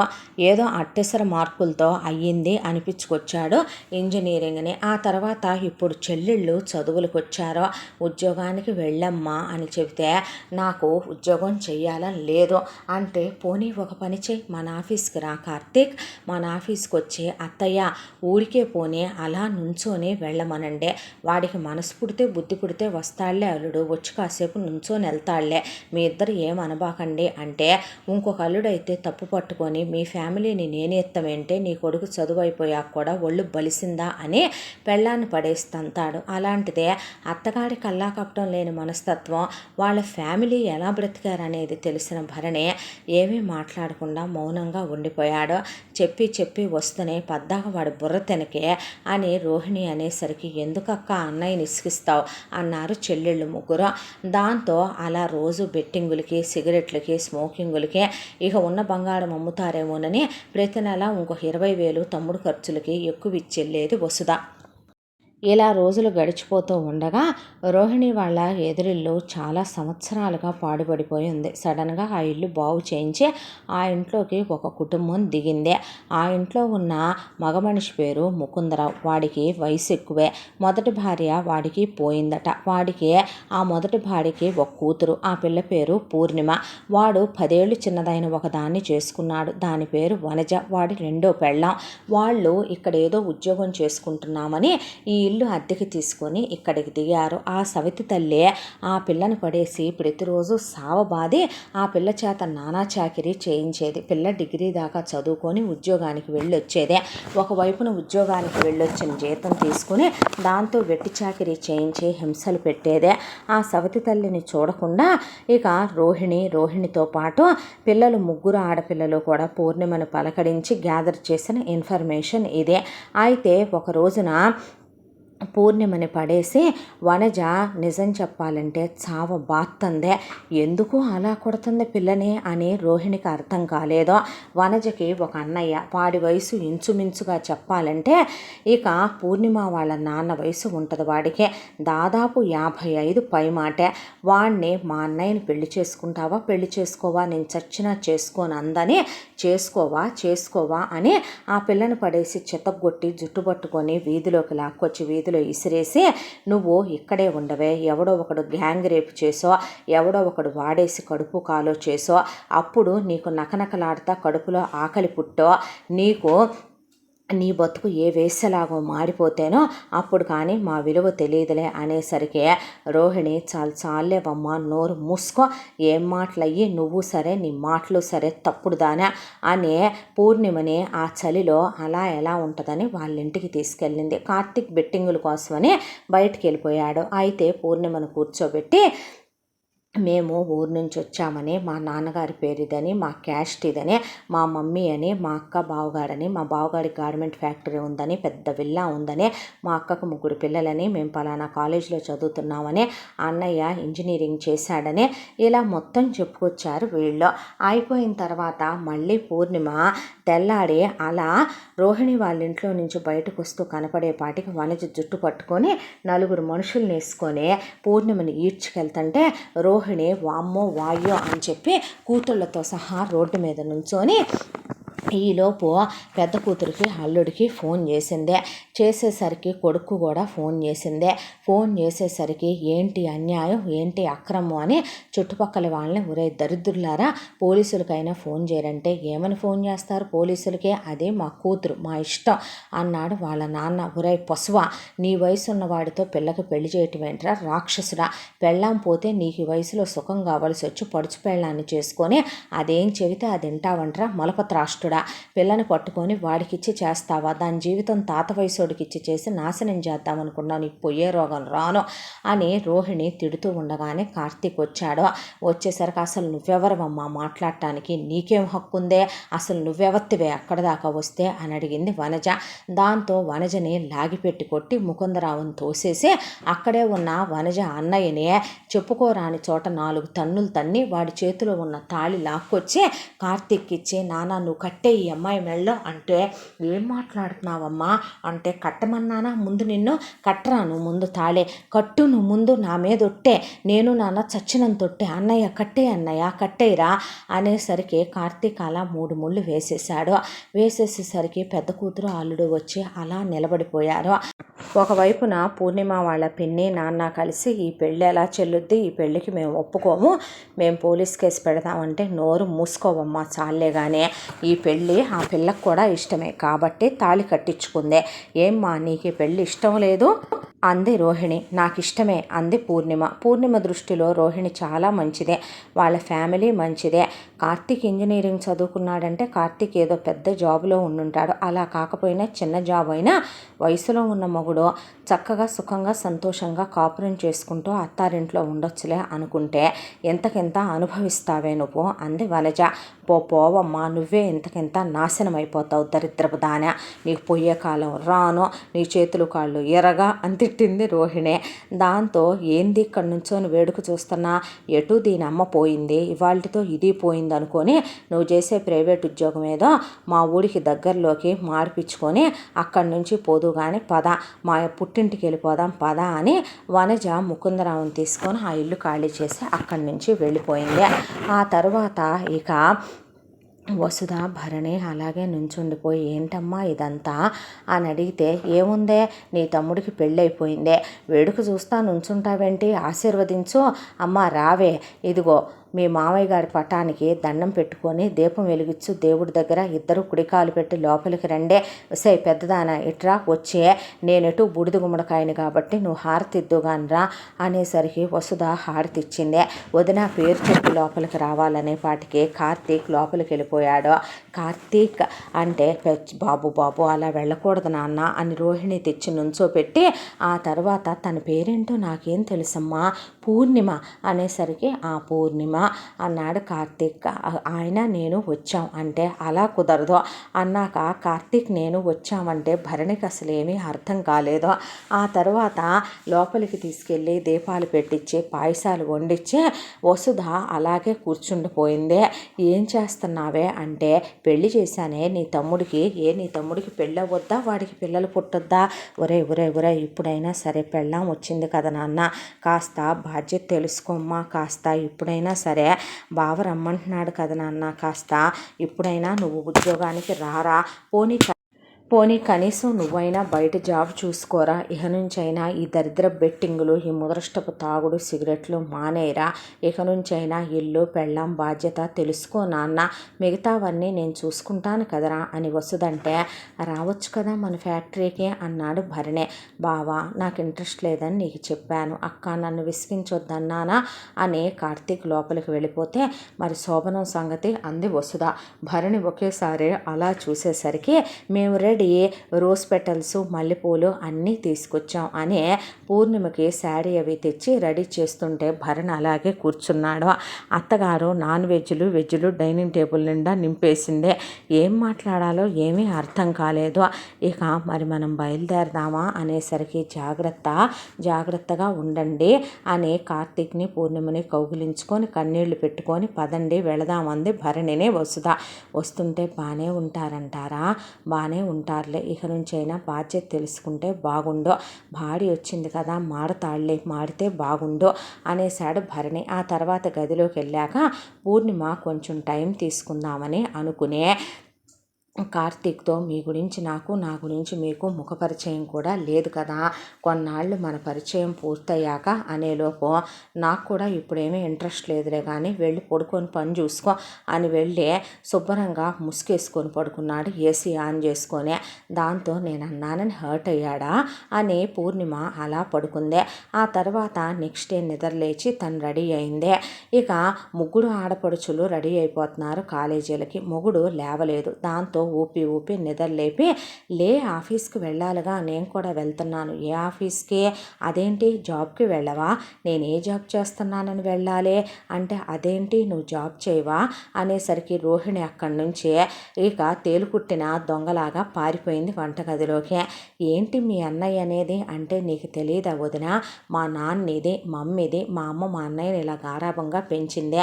ఆ రాత్రి వచ్చిన ఆయన మా బావ, ఆవిడ మా పెద్దక్క. మా బావ మా పెద్దక్కని ఇలా పెళ్లి చేసుకున్నాడు. చాలా మంచోడు, బాగా చూసుకుంటాడు. మా పెద్దక్కే అన్నిటినీ చూసుకుంటుందే. అన్నిటినీ అంటే నీకే తెలుస్తుందిలే, మా అన్నయ్య చాలా మంచోడు, మా అమ్మ గారాబంగా పెంచిందని. ఒకళ్ళ కింద జాబ్ చేయడం ఇష్టం లేక మా అన్నయ్య ఉద్యోగం చేయడు. అదే బావ రాత్రి రమ్మన్నా మా అన్నయ్య రానన్నాడు. మా కాలేజ్ టైం అవుతుంది, బాయ్ బాయ్ అని తలా ఒక లంచ్ డబ్బాలు తీసుకొని వెళ్ళిపోయారు. పూర్ణిమ ఉద్యోగానికి వెళ్ళొచ్చింది. ఆ తర్వాత 1వ తారీఖు రానే వచ్చింది. 1వ తారీఖుకి జీతం తీసుకొచ్చి దేవుడి దగ్గర పెట్టి, మామగారి పటం దగ్గర పెట్టి అత్తగారి చేతికిస్తే కళ్ళల్లో నీళ్లు తిరిగినాయి రోహిణికి. నీ దగ్గరే ఉంచవే అనేస్తే, అదేంటత్తమ్మా అంటే, ఉంచులేమ్మా అవసరమైనప్పుడు ఇద్దులే అనేలోపు వసుధ రానే వచ్చేసింది కారు వేసుకొని. కారు డిక్కీలో నుంచే ఒక 4 బస్తాల సరుకులు, వాటితో పాటు ఒక 2 బస్తాలు బియ్యము అవన్నీ తీసుకొని దిగింది. దిగి చెల్లెళ్ళ సాయంతో అన్నీ ఎక్కడెక్కడ సర్దేసి స్నాక్స్ డబ్బాల్లో పోసేసి, ఇక వస్తా అత్తారింటి దగ్గరే పిండొంటలు వండి, ఒక క్యాన్ రవ్వలడ్లు, ఒక క్యాను నేతి సున్నుండలు, అరిసెలు, చెక్కలు, చక్రాలు, కార బూందీ ఇలా ఒక 20 క్యాన్లకి తీసుకొచ్చింది. పచ్చళ్ళు, కారాలు, వడియాలు, అప్పడాలు తీసుకొచ్చింది. అన్నీ సర్దేసింది. 15 కేజీల నూనె డబ్బాలు ఒక 2-3 పడేసింది. అమ్మ సందు చివరున్న నాన్ వెజ్ కొట్టుకి చికెన్ ఒకటి కట్టేశాను, లైవ్ ఫిష్ ఒకటి కట్టా, ప్రాన్స్కి కట్టా, పీతలకు కట్టా, మటన్కి కట్టేశాను. దాంతోపాటు పూల కొట్టమ్మాయికి కట్టేశా, నువ్వు చెల్లెళ్ళకి పూజకి వాడుకుంటావు కదా. అలాగే పాలోడికి కట్టేశాను, పేపర్ ఓడికి కట్టేశాను, కేబుల్ ఓడికి కట్టేశాను, కరెంటు బిల్లు కట్టాను, ఇంటద్దె వేసేసాను, ఇంకా ఇస్త్రీ బట్టలోడికి కట్టేశాను. అవి కాక నువ్వు చిల్లర మల్లరగా ఎప్పుడైనా తెచ్చుకుంటావు కదా సరుకుల కొట్లో, వాటికి కట్టేశాను. అవి కాక ఇదిగొమ్మ తమ్ముడు ఖర్చులకు 20,000, నీ ఖర్చులకి 50,000 అని పెడితే తల్లి చేతిలో బాగున్నావా అందే పూర్ణిమని. బాగున్నాను వదిన, నువ్వు బాగున్నావా అంటే, నాకేమైందిరా అన్నట్టు, నీకు పెళ్లిలో కూడా ఏమీ పెట్టలేదని మీ అన్నయ్య అన్నారని ఇదిగో నీకోసం అని చెప్పి బ్రాండెడ్ వాచ్ తెచ్చాను అని, ఇక ఆ అమ్మాయి మెడలో వద్దంటున్నా ఒక బ్లాక్ బీడ్స్ ప్రధాన పొంగరము పెట్టేసి ఉంచు నా జ్ఞాపకంగా అనేసిందే. అనేసి నీకోసమని డ్రెస్సులు తెచ్చానమ్మా అని డ్రెస్సులు ఇచ్చేసి వెళ్తానమ్మా అంటే, భోంచేసి వెళ్ళవే అంది రోహిణి. లేదమ్మా, నా కోసం ఆయన ఎదురు చూస్తూ ఉంటాడు, నేను వెళ్ళిన దాకా తిండో, పిల్లల్ని తీసుకొని అల్లుడిని తీసుకొని రా, ఓసారి వస్తాలేమ్మా, ఆయన బిజీగా ఉంటున్నాడు, సరే మరి నేను వెళ్ళొచ్చేదా అని వెళ్ళేటప్పుడు మళ్ళీ వెనక్కి వచ్చి, చెల్లెళ్ళ ఫీజులు మొత్తం క్లియర్ అయిపోయినాయి, మీరు క్లాసులో అడిగితే ఊడుకోకండి, ఈగో స్లిప్పులు. అలాగే ఇంకొక విషయం మీకోసం, ఇదిగో హ్యాండ్ బ్యాగులు, డ్రెస్సులు, కాస్మెటిక్స్ ఈ 3 బ్యాగుల్లో తీసుకొచ్చా, ఇవ్వటం మర్చిపోయా. తమ్ముడు కోసం అని చెప్పి ఇదిగోమ్మ, వాడు లాస్ట్ టైం వచ్చినప్పుడు షూస్ అడిగాడు కదా, 20,000 షూస్, ఇదిగో షూస్ తెచ్చాను. దానికి తోడు వాడి కోసం అని బట్టలు, వాచ్ అడిగాడు, తెచ్చాను. నీకోసం ఇగో చీరలో బ్లౌజులు కుట్టించి అడుగులంగాలు అందులోనే ఉన్నాయని ఇచ్చేసి వెళ్ళిపోయింది. ఒక క్షణం పాటు పూర్ణిమకు అసలు ఏమీ అర్థం కాల. తర్వాత అత్తగారు లోపలికి వెళ్ళి మొగుడు వస్తాడని చెప్పి మటన్ చాప్స్, అలాగే ఇక చికెన్ తందూరి చేసుకోవటంలో మునిగిపోతే వెళ్ళి ఆడపడుచుల దగ్గర కూర్చొని, ఎందుకు వచ్చింది మీ అక్క, ఏంటి ఇలా ఇచ్చి వెళ్ళింది అని అడిగితే, ప్రతి నెల ఇస్తుందిగా వదిన అన్నారు. నోటి తుత్తరెక్కువ ఆడపిల్లలకు ముగ్గురికి. దాంతో ఎందుకు ఇస్తుంది, ఎందుకు ఇవ్వటం ఏంటి, అక్క మరి పెళ్లి చేసుకొని వెళ్ళిపోయింది, బావగారు వాళ్ళు మా బాధ్యత చూసినా పర్లేదన్నారు, అన్నయ్య అక్కేగా చదివిచ్చింది, మమ్మల్ని అక్కేగా చదివిస్తుంది, మా మెడికల్ టెస్టుల దగ్గర నుంచి అన్నీ అక్కే చూసుకుంటుంది, ఇంటద్దులు, కరెంటు బిల్లు, గ్యాసు, పాలు, సరుకులు, మాకు కావలసినవి ఏదీ తక్కువ కానివ్వరు అక్క బావ, అన్నీ వాళ్లే చూసుకుంటారు. చూసావా 20 రకాల స్నాక్సే వండి తీసుకొస్తుంది అక్క. ఇక వాళ్ళ ఇంట్లో వంటమ్మాయి ఉందిలే కాబట్టి పచ్చళ్ళు అవన్నీ కూడా తెస్తుంది, మాకేం కావాలన్నా మా అక్కే చూసుకుంటుంది వదిన అని చెప్తే, ఇలా ఎప్పటి నుంచి అక్క పెళ్ళైనప్పటి నుంచి ఎప్పటి వరకు ఏమో అదైతే మాకు తెలియదు అనేసి స్నాక్స్ పెట్టుకొని ముగ్గురు వాళ్ళక్క తెచ్చిన డ్రెస్సులు కాస్మెటిక్స్ చూసుకుంటూ మీ చేతుల్లో ఉన్న ఐఫోన్లు ఎక్కడే, అక్కే కొనిచ్చిందిగా అన్న తర్వాత మరి మీ అన్నయ్యకి అక్కే కొనిస్తుందిగా అని చెప్పేసరికి అలా నోట్లో నుంచి మాట కూడా బయటికి రాలేదు. పూర్ణిమకి ఆలోచిస్తూ ఉండిపోయి ఏంటత్తయ్యా ఇదంతా అని అడిగింది. ఏంటదే అని అడిగితే మీ అబ్బాయిని ఉద్యోగం చేయమనాల్సింది పోయి బాధ్యత తెలుసుకోమనాల్సింది పోయి వదిన తీసుకొచ్చి పెడతందే అనుకో, వదిన అలా తెచ్చి పెట్టడం వాళ్ళ అత్త మామలకే ఏమైనా కరెక్ట్ అనిపిస్తుందా? అత్తింటి సొమ్ము పుట్టింటికి దోచి పెడుతుంది అనుకోరా? పైగా ఎంత అన్నయ్య అనకపోయినా రేపు వాళ్ళ పిల్లలు మనం వాళ్ళ మీద పడి తింటున్నాం అనుకోరా? అలా ఏం అనుకోరులే, దాని పిల్లల్నేం అలా పెంచదులే కానీ అల్లుడు చాలా మంచోడు, ఇయాల వాళ్ళు చాలా మంచోళ్ళు, అలా ఏం అనుకోరు. నా కూతురేమి దొంగతనంగా తీసుకురాదులేవే, నువ్వు అనవసరంగా ఆలోచించుకోబాకు, నా అల్లుడు నా పెద్ద కొడుకు లాంటోడు అనేసి దీంట్లో ఉప్పు సరిపోయిందేమో చూడని నోట్లో ఒక మటన్ పీస్ పెట్టి లోపలికి వెళ్ళిపోయింది రోహిణి. దాంతో మొగుడు వచ్చాక తేల్చుకుందామని కార్తీక్ వచ్చాక కూర్చొని దున్నపోతు తిన్నట్టు తిన్నాడు కార్తీక్. చెప్పకూడదులే కానీ మనిషి 6 అడుగుల పైన ఎత్తుంటాడు, బాడీ బిల్డర్ లాగా. జిమ్కి వెళ్ళి ఆ జిమ్ బిల్లు కూడా వసుదే కట్టుద్దే. బాడీ అసలు ఎక్సర్సైజులు చేసి కండలు తిరిగిపోయి ప్యాకులతో అసలు నిజం చెప్పాలంటే కనుక ఆడది మోయగలిగినట్టు ఉండడు కార్తీక్. మంచి మిలిటరీ మ్యాన్లో రెజలర్లో ఉన్నట్టు ఉంటాడు కార్తీక్. అయితే లోపలికి వెళ్ళిన తర్వాత ఇదేమైనా సంస్కారం అనుకుంటున్నావా? మీ అక్క ఇస్తోందంటే మనం తీసుకోవచ్చా? మీ బావగారు ఎంత తప్పుగా అనుకుంటారో, ఆయన అనుకోకపోయినా సరే వాళ్ళ అమ్మా నాన్నలు అనుకోరా, వాళ్ళ బంధువులు అనుకోరా, రేపు వాళ్ళ పిల్లలు అనుకోరా మనకి ఇది కరెక్టా? నిన్ను చదివించిందిగా, నువ్వు చదువుకున్నావుగా, ఏదో ఒక ఉద్యోగం చెయ్యొచ్చుగా. నువ్వు ఉద్యోగం చేస్తే వేణీళ్ళకి చన్నీళ్ళు తోడ 4 రూపాయలు ఉంటాయిగా. ఆడపడుచులను కూడా మీరు ఏదైనా ట్యూషన్ చెప్పొచ్చు కదమ్మా. అలవాట్లేదు వదినా అన్న తర్వాత అత్తయ్య నువ్వు కూడా ఏదో చేసాయం చేయొచ్చుగా, నా మొగుడున్నప్పుడే నేను పని చేయలేదే, ఇప్పుడు ఎలా చేస్తాను, నేనేమైనా అలగాదాన్నా అనేసింది రోహిణి. కష్టపడి పని చేయటానికి ఇక్కడ మీకు ఒళ్ళొంగదు కానీ అలా ఫ్రీగా వచ్చి నీ తినటానికి నామూషి అనిపించదా అనేసరికి కొట్టానంటే దవడ బగులుద్దే, నిన్నగాక మొన్నొచ్చి ఏంటి క్లాస్ పీకుతున్నావు, నేనేమి నీ మీద ఇష్టంతోనో మోజుతోనో నీ మెళ్ళో తాలి గట్లా, నాకు అసలు పెళ్ళి పెళ్ళాం బాధ్యతలు రెస్పాన్సిబిలిటీసు పిల్లలు బ్లా బ్లా బ్లా అంటే అసలు ఇంట్రెస్ట్ లేదు. నా వాడికి నా లైఫ్ ఫ్రీగా ఉండాలనుకుంటాను. అయినా మా అక్క తీసుకొచ్చి పెడితే నీకేంటి, ఏమన్నా నీ పుట్టింటి దగ్గర సొమ్ము ఏమైనా తెచ్చి పెట్టమంటున్నానా ఏంటి? ఆ రోజేదో నిన్ను ముసలోడికి ఇచ్చి పెళ్లి చేస్తున్నారు కదా నీ పిన్ని నీ బాబు అని మా అమ్మ తాళి కట్టమందనే జాలితో కట్టా, నీ మీద లవ్వుతో ఏమీ కాదు. ఉండటం ఇష్టమైతే ఉండు, లేదనుకో నీకేదైనా ఆ తాళి బరువని ఈ బంధం మొయ్యలేని భారం అని అనిపించింది అనుకో డివోర్స్ నోటీస్ తెచ్చుకో, అంతే నిజాయితీగా సంతకం పెడతాను, వెళ్ళి డివోర్స్ తీసుకొని నీకు నచ్చినోడిని చేసుకో, అంతేకాని బేబీ నాకు ఉచిత సలహాలు ఇవ్వకు, నాకు అస్సలు నచ్చదు, కాలిపోద్ది అని అక్కడి నుంచి వెళ్ళిపోయాడు కార్తీక్. దాంతో పూర్ణిమనే ఊడుకోవే, దీని టయానికి అది జరుగుద్ది, ఎందుకే బాధపడతావు అనేసింది రోహిణి. ఏంటత్తయ్యా ఏ టయానికి అది జరిగేదే అని ఇలా మళ్ళీ 1 సంవత్సర కాలం వసుధ రావటం ఇలా జరగటం. పూర్ణిమ జీతం మాత్రం రోహిణి తీసుకునేది కాదు. ఇలా రోజులు గిరగిరా గిరగిరా గిరగిరా గిరగిరా. ఇక పండగల టైంలో అయితే గనక ఇంటిల్లపాదికి బట్టలని, దీపావళికి టపాసులని, సంక్రాంతికి పిండి వంటలని, ఇంటిల్లపాదికి బట్టలని, ఇక ఆ దసరా పండగకి అవని, నవరాత్రులకి ఇవని, ఇక అదని ఇదని వసుధ ఏదో ఒకటి తెచ్చి పడేస్తూనే ఉండేదే. వీళ్ళు ఇలా హ్యాపీగా శుభ్రంగా రాయల్ లైఫ్ అనుభవిస్తూనే ఉండేవాళ్ళు. ఇలా 1 సంవత్సర కాలం గడిచిపోయిన తర్వాత ఒకసారి కార్తీక్ చాలా పెద్ద బెట్టింగ్ వేశాడు. ఆ బెట్టింగ్కి 5 లక్షల రూపాయలు అవసరమైనాయి. దాంతో ఒకడు కాల్ మనీ తిప్పేవాడి దగ్గరికి వెళ్ళి 5 లక్షల రూపాయలు అప్పు తీసుకున్నాడు. వాడు ఆ అప్పుని నువ్వు నాకు కరెక్ట్గా 15 రోజుల్లో 5 లక్షలకి 2 లక్షలు వడ్డీ వేసి ఇవ్వాలి, ఇవ్వకపోతే కనుక ఊడుకోనంటే బెట్టింగ్ గెలిస్తే నీకు 1 రోజులో ఇస్తా, 15 రోజుల దాకా అక్కర్లేదులేమని చెప్పి బెట్టింగ్ వేశాడు. ఆ బెట్టింగ్లో కార్తీక్కి ఆ డబ్బులు పోయినాయి. పోయేసరికి ఆ అప్పులు వాడు ఫోన్ చేయడం మొదలుపెట్టాడు. దాంతో ఫోన్ స్విచ్ ఆఫ్ చేసేసి కొన్నాళ్ళు ఫోన్ ఎత్తల. తర్వాత వాడికి దడిసేది ఏంటని ఇక వాడి నెంబర్ బ్లాక్ చేశాడు. వాడు వేరే నెంబర్ల నుంచి చేస్తున్నాడని సిమ్ తీసి అవతల బారేసి వేరే సిమ్ వేసేసుకొని చేసుకొని కొన్నాళ్ళు ఇంట్లో ఉండి బయటికి వెళ్ళకుండా ఆ తర్వాత కొన్నాళ్ళు ఫ్రెండ్స్తో అలా వాళ్ళ ఇంట్లో 2 రోజులు వాళ్ళ ఇంట్లో 2 రోజులు ఉండి ఆ తర్వాత మళ్ళీ ఇక మామూలుగానే బయటికి వెళ్ళటం మొదలుపెట్టాడు కార్తీక్. అయితే ఒకరోజు ఉడుము లేని పిడుగులాగా ఆ అప్పుల వాడు 2 జీబుల నిండా జనాన్ని వేసుకొని రోహిణి ఇంటి మీద పడ్డాడు. ఒరే రారా బయటికి నీతిమాలినోడా, ఒక అమ్మ అబ్బకు పుట్టావంట్రా నీతి జాతి లేని వెధవ అనేసరికి రోహిణితో పాటు ఇంట్లో ఉన్న పూర్ణిమ, జగతి, విధాత్రి, అదితి బయటకు వచ్చారు. ఎవడ్రా నువ్వు నా ఇంటి ముందుకు వచ్చి పిచ్చి పిచ్చిగా వాగుతున్నావంటే, నీ కొడుకు ఇలా మా దగ్గర అప్పు చేశాడు, వాడికి రోషం పౌరుషం ఉందా అసలు, ఒక అమ్మ అబ్బకు పుట్టాడా వాడనే పాటికి కూతుళ్ళు వసుదకి భరణికి ఫోన్ చేసేపాటికి వాళ్ళు బయలుదేరిపోయారు.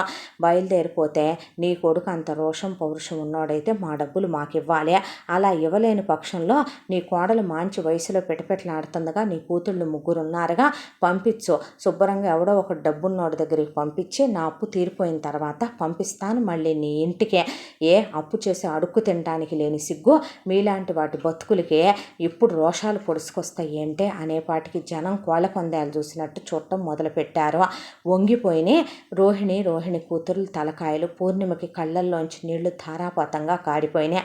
కరెక్ట్గా అదే టయానికి భరణి వచ్చి పూర్ణిమ చెయ్యి ఆడపిల్లలు చేపట్టుకొని లాక్కెళ్తుంటే అవతల వాడినే దవడలు వాయించి, ఎవడరా నువ్వు రాస్కెల్, ఆడాళ్ళతో అలాగైనా మాట్లాడేది, క్యారెక్టర్లెస్ చీప్ ఫేలో, నువ్వెంత నీ బతుకెంత, మేమేంటో తెలుసా, మా బిజినెస్ ఏంటో తెలుసా, మా డాడీ ఏంటో తెలుసా, మాకున్న ఇన్ఫ్లుయెన్స్ ఏంటో తెలుసా, బ్లడీ రాస్కెల్, ఆడవాళ్ళ మీదతో అలాగేనంట్రా బిహేవ్ చేసేది, అవేనంట్రా మాట్లాడే మాటలు అంటే, ఎలా 5 లక్షలు తీసుకున్నాడు వడ్డీతో సహా, ఇంకో 2 అయ్యి 7 అయినాయి అనేసరికి అప్పటికప్పుడు చెక్కు రాసి మొహం మీద ఇసిరేసి, బ్లడీ 7 lakhs కోసం ఆడవాళ్ళని అలా మాట్లాడతావా, ఇప్పుడు నువ్వు మాట్లాడిన వాటన్నిటికీ వాళ్ళ కాళ్ళ మీద పడి మీ అందరూ సారీ చెప్పండిరా అనేపాటికే, ఏమనుకోకమ్మా మీ అబ్బాయి డబ్బులు కట్టలేడేమోనని, ఏదో డబ్బులు ఇచ్చిన ఆందోళనలో డబ్బులు వెనక్కి రావేమోనని మా వడ్డీలు ఇచ్చే వాళ్ళకి గబాలన నోరు తూలుద్ది, అలాగే ఏదో అనేశాను, సారీ అమ్మా అని, సారీ బాబు అని అక్కడి నుంచి వెళ్ళిపోయిన తర్వాత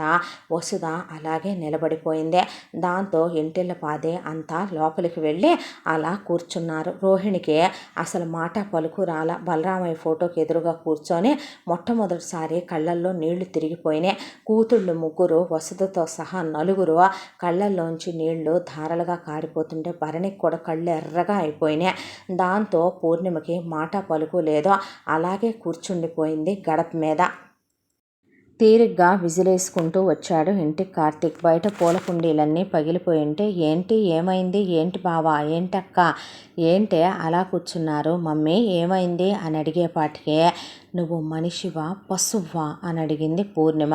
అడిగితే ఏం పిచ్చగా ఉందా అనేపాటికి, ఏ నీకెలా ఉంది అంది. అనేపాటికి, వదినా అంటే నోరు ముయ్యండి ముందు మీరు అనేసేపాటికి ఏం మాట్లాడలేదు. ఇక ఈలోపు అది కాదే అంటే, దయచేసి అత్తయ్య కాసేపు నువ్వేం మాట్లాడద్దు అనేపాటికి వసుధ మాట్లాడబోతే భరణి వసుధని ఆపేశాడు. ఆపేసేసరికి, అసలు నువ్వు రోజు తినేది అన్నమేనా, నాన్ వెజ్ల మీద నాన్ వెజ్లు తింటావుగా, వెజ్జులు తినవుగా, నీకు ఉప్పు కారం మసాలాలు బాగా దట్టించి వేసి వండి మేపుద్దుగా మీ అమ్మ, నీ జన్మకి రోషం పౌరుషం లేవా అసలు, నువ్వు 5 లక్షలు ఒకటి దగ్గర తీసుకున్నావంట, వడ్డీతో సహా 7 లక్షలు అయినాయంట, అవి నువ్వు కట్టలేదంట, వాడింటి మీదకి వచ్చి నువ్వు ఒక అమ్మ అబ్బకి పుట్టావా అని అడిగాడు. ఏ అత్తయ్య పుట్టాడా పుట్టలేదా అనేపాటికే, ఏం మాటలే అవి అంది రోహిణి. నా గుండె మండిపోతుంది, నాకు తల్లి పోయింది, తండ్రి ఉండి వాడు నీచమైన ఎదవ, వాడి సుఖం కోసం ఇంకో దాన్ని చేసుకొని నా జీవితం కడతేరుద్దామనుకుంటే దేవతల్లా నా బతుకుల్లోకి వచ్చారు అనుకున్నాను. ఏంటి నువ్వు అన్నమాట, నీ మీద మోజుపడి చేసుకోలేదు, ఇష్టపడి చేసుకోలేదు అన్నావు, కానీ నువ్వు తాళి కట్టిన క్షణం నుంచే నేను నిన్ను భారం అనుకోలేదురా, బరువు అనుకోలే, ప్రేమిస్తున్నాను, నీతోనే నా జీవితం అనుకుంటున్నాను, మనిషివైతే నువ్వు అర్థం చేసుకుంటావు. వాడేమన్నాడో తెలుసా ఇందాక, నీ కోడలు నీ కూతుళ్ళు గంటల లెక్కన పంపిస్తే వాడి దగ్గర వీడి దగ్గర వీళ్ళని తార్చి నా అప్పుని జమేసుకుంటానంటే అన్నయ్య వచ్చి డబ్బులు కట్టాడు. అదే అన్నయ్య లేకపోతే, వదిన ఊళ్ళో లేకపోతే సిగ్గనేది ఉండాలి. అక్కకి పెళ్లి చేసి అక్క అత్తారింటికి వెళ్ళిన తర్వాత కూడా వాళ్ళ అత్తారు వాళ్ళు ఏమనుకుంటారా, ఆమె భర్త ఏమనుకుంటాడా అనేది ఆలోచించకుండా మేము అలా అనుకోములేమ్మా, నువ్వు మాట్లాడొద్దన్నయ్య, కాస్తైనా సిగ్గు రోషం చీము నెత్తురు అనేవి ఉంటే ఆడపిల్లని ఇంటికి పిలిచి పసుపు కుంకాలు పెట్టాల్సింది పోయి అక్క మీద పడే పందుల్లా దున్నపోతుల్లా తినటానికి కొడుక్కి బాధ్యత నేర్పించాల్సింది పోయి 10 ఎకరాల పొలం అమ్మేసి సంసారాన్ని వీధిలో నిలబెట్టినందుకు మీ అమ్మని నిన్ను ఏమనాలి? ప్రపంచం మీద మీ అమ్మే కొడుకుని కందా, ఎవరూ కనలేదా? నీ మీద మోజుతో తాళి కట్టలేదు, నాకు విడాకులు ఇస్తావా? విడాకులు నోటీస్ తెచ్చుకోవాలా నేను?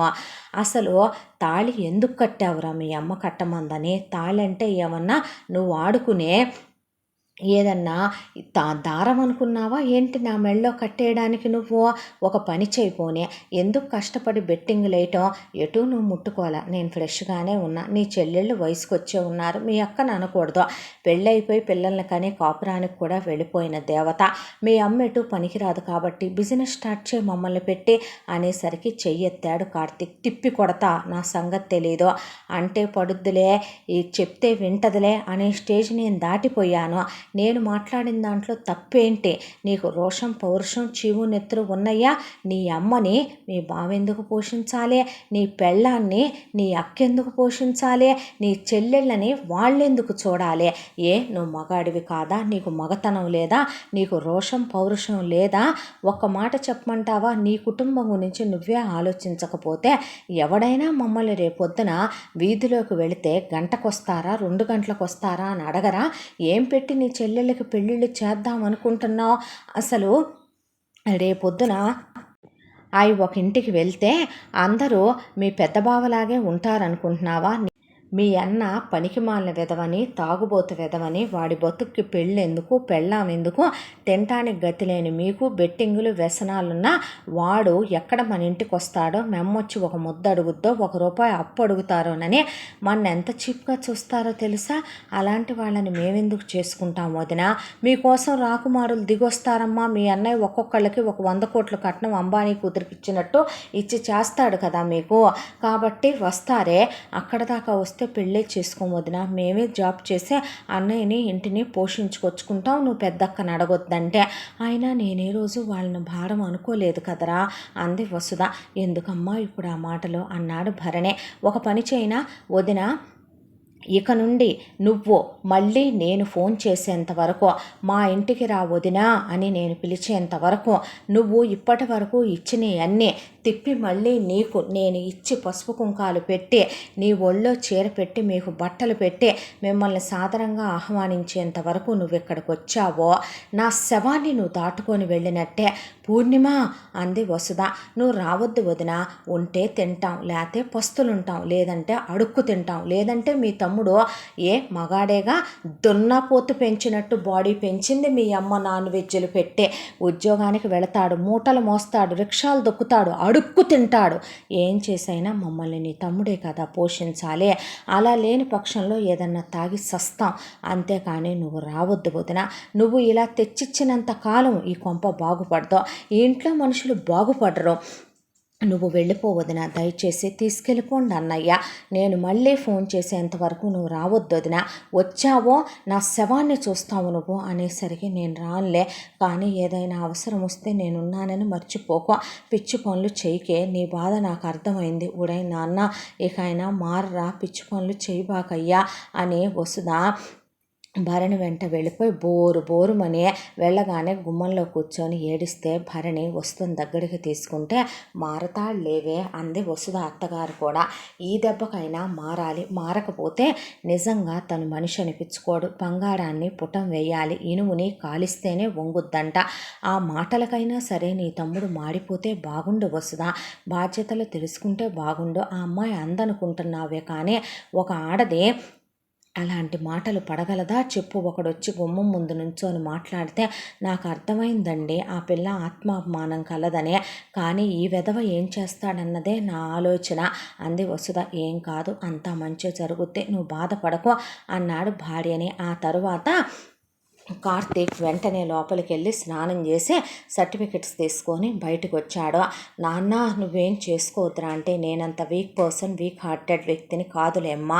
నేను నా స్టామినాతోనే జాబ్ తెచ్చుకోగలను, నాకు ఆ మాత్రం దమ్ముందే అంటే, నువ్వు ఉద్యోగం రాకపోతే పిచ్చి పనులు చేయబాకరా, నేను చచ్చిపోతాను అంటే, ఒక విషయం తెలుసా, ఉద్యోగం రాలేదనుకో మీ అబ్బాయి బిజినెస్ పెట్టుకుంటాడు. ఏం బిజినెస్ తెలుసా, మాతో అమ్మాయిల బిజినెస్. అలా కాదనుకో అత్తయ్య, రోషం పౌరుషం ఉన్న మగాడనుకో పెళ్ళాన్ని చెల్లెల్ని అమ్మని పోషించేంత సంపాదించుకొస్తాడో. అలా మీ అబ్బాయి సచ్చాడనుకో అమ్మని పెళ్ళాన్ని చెల్లెళ్ళని పోషించలేక ఎదవ కుక్క సావు సచ్చాడురా. ఎన్నాళ్ళు అక్క పెడితే తిన్నాడు, అక్క పెట్టకపోయేసరికి ఆడంగి వెదవ చవట సన్నాసి అని మీ ఇంటి పేరుకే కళంకం తెచ్చి మీ అబ్బాయి ఫోటోకి దండేస్తారు. మాట్లాడకొదినా, అన్నయ్య నిన్ని మాటలు ఎవరు పుట్టి బుద్ధెరిగాక అనలేదు అన్నారు ఆడపడుచులు. అవునా, ఇప్పుడు ట్యూషన్ పెట్టుకుందామే అంటే మాకు అలవాట్లేదు అన్నారు. ఇప్పుడు మీ ఫీజులు ఎవరు కడతారు అంటే బాగోదు, కానీ మీ నాణ్యమైన పట్టణంలోంచి వచ్చి కడతాడా అత్తయ్య? ఆయన 10 ఎకరాల పొలం ఇచ్చి వెళ్ళాడు కదా, ఏకచక్కం నాశనం చేశావు కదా, ఆయన ఆత్మన్నా శాంతించి ఉంటుందా? నీకు కొద్దిగైనా ఆత్మాభిమానం ఉందా? నీకు వంటలు వచ్చు, మిషన్ వచ్చు, అసలేమైనా నువ్వు కనీసం చేయటానికి ప్రయత్నించి ఊడిపోతే వేరే విషయం, కాలం కర్మం కలిసి రాలేదు అనుకోవచ్చు. అసలు ఏమీ చేయకుండా ఈ కూర్చొని తింటమేంటి, నాకు అర్థం కాలేదు అనేసరికి, నువ్వు ఎలా చెప్తే అలా వింటాం వదినా.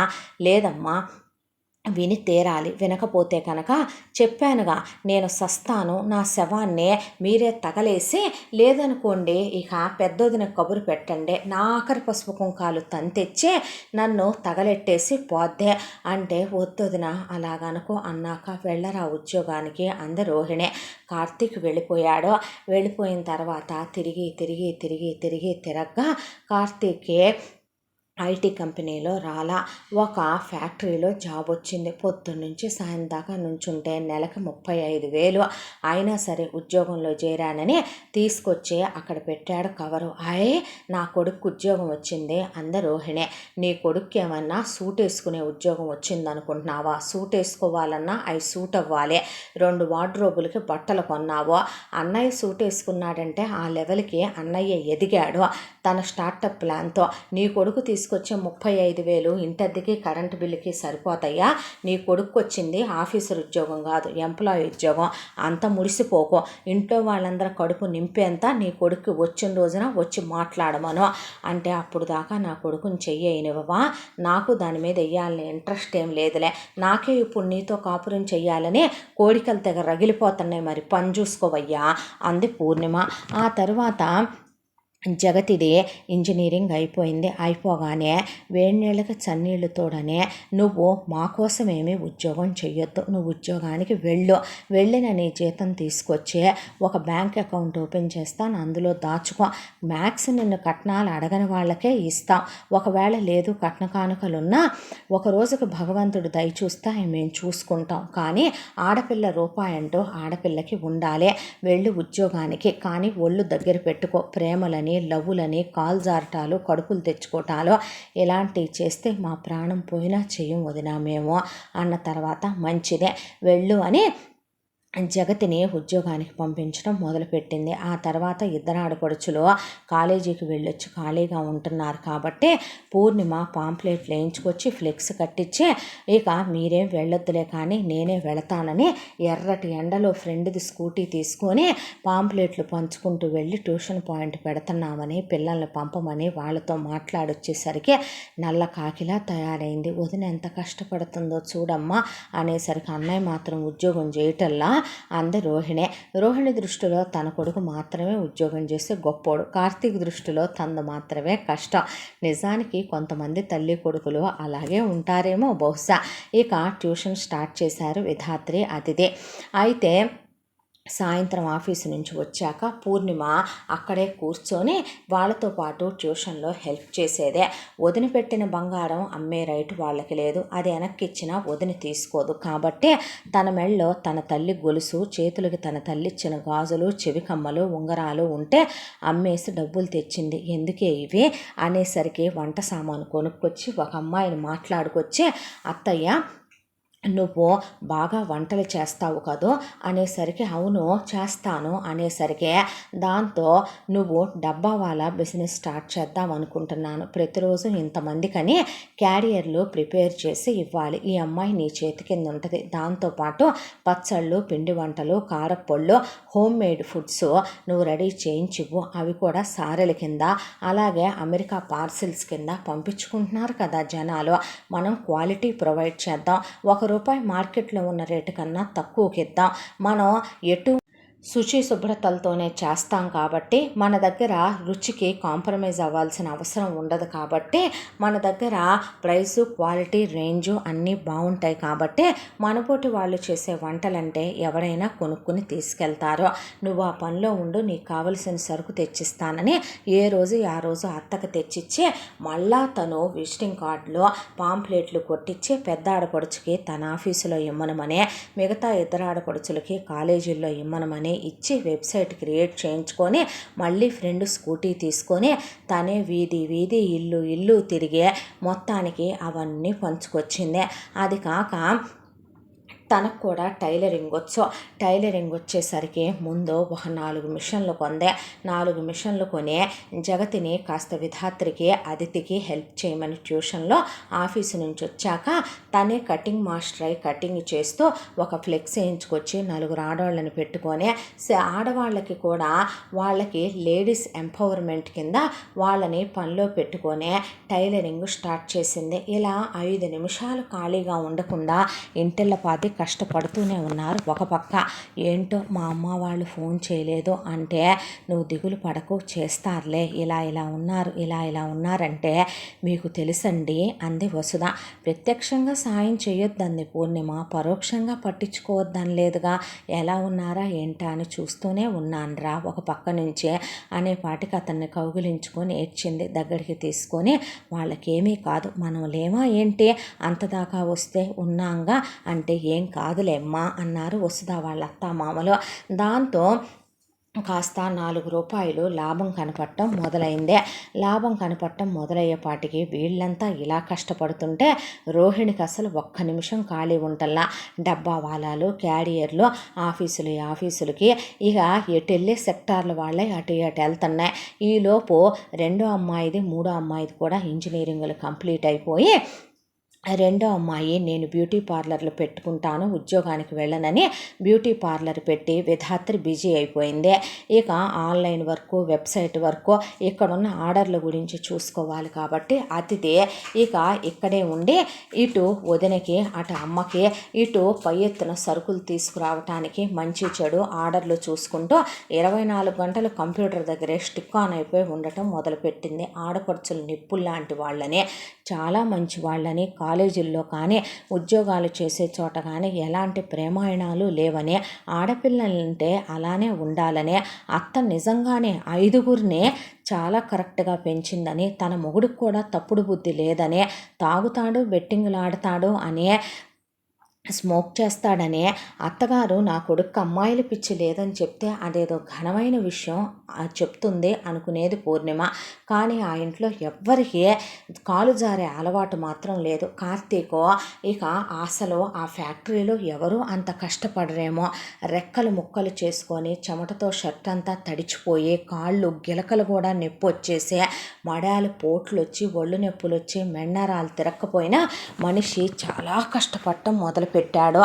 ఇక రెక్కలు ముక్కలు చేసుకొని కష్టపడుతూ తను స్మోక్ చేస్తే డబ్బులు అయిపోతాయని స్మోకింగ్ మానేశాడు, డ్రింక్ చేస్తే డబ్బులు అయిపోతాయని డ్రింకింగ్ మానేశాడు, బెట్టింగుల జోలికి కూడా వెళ్ళట్లేదు.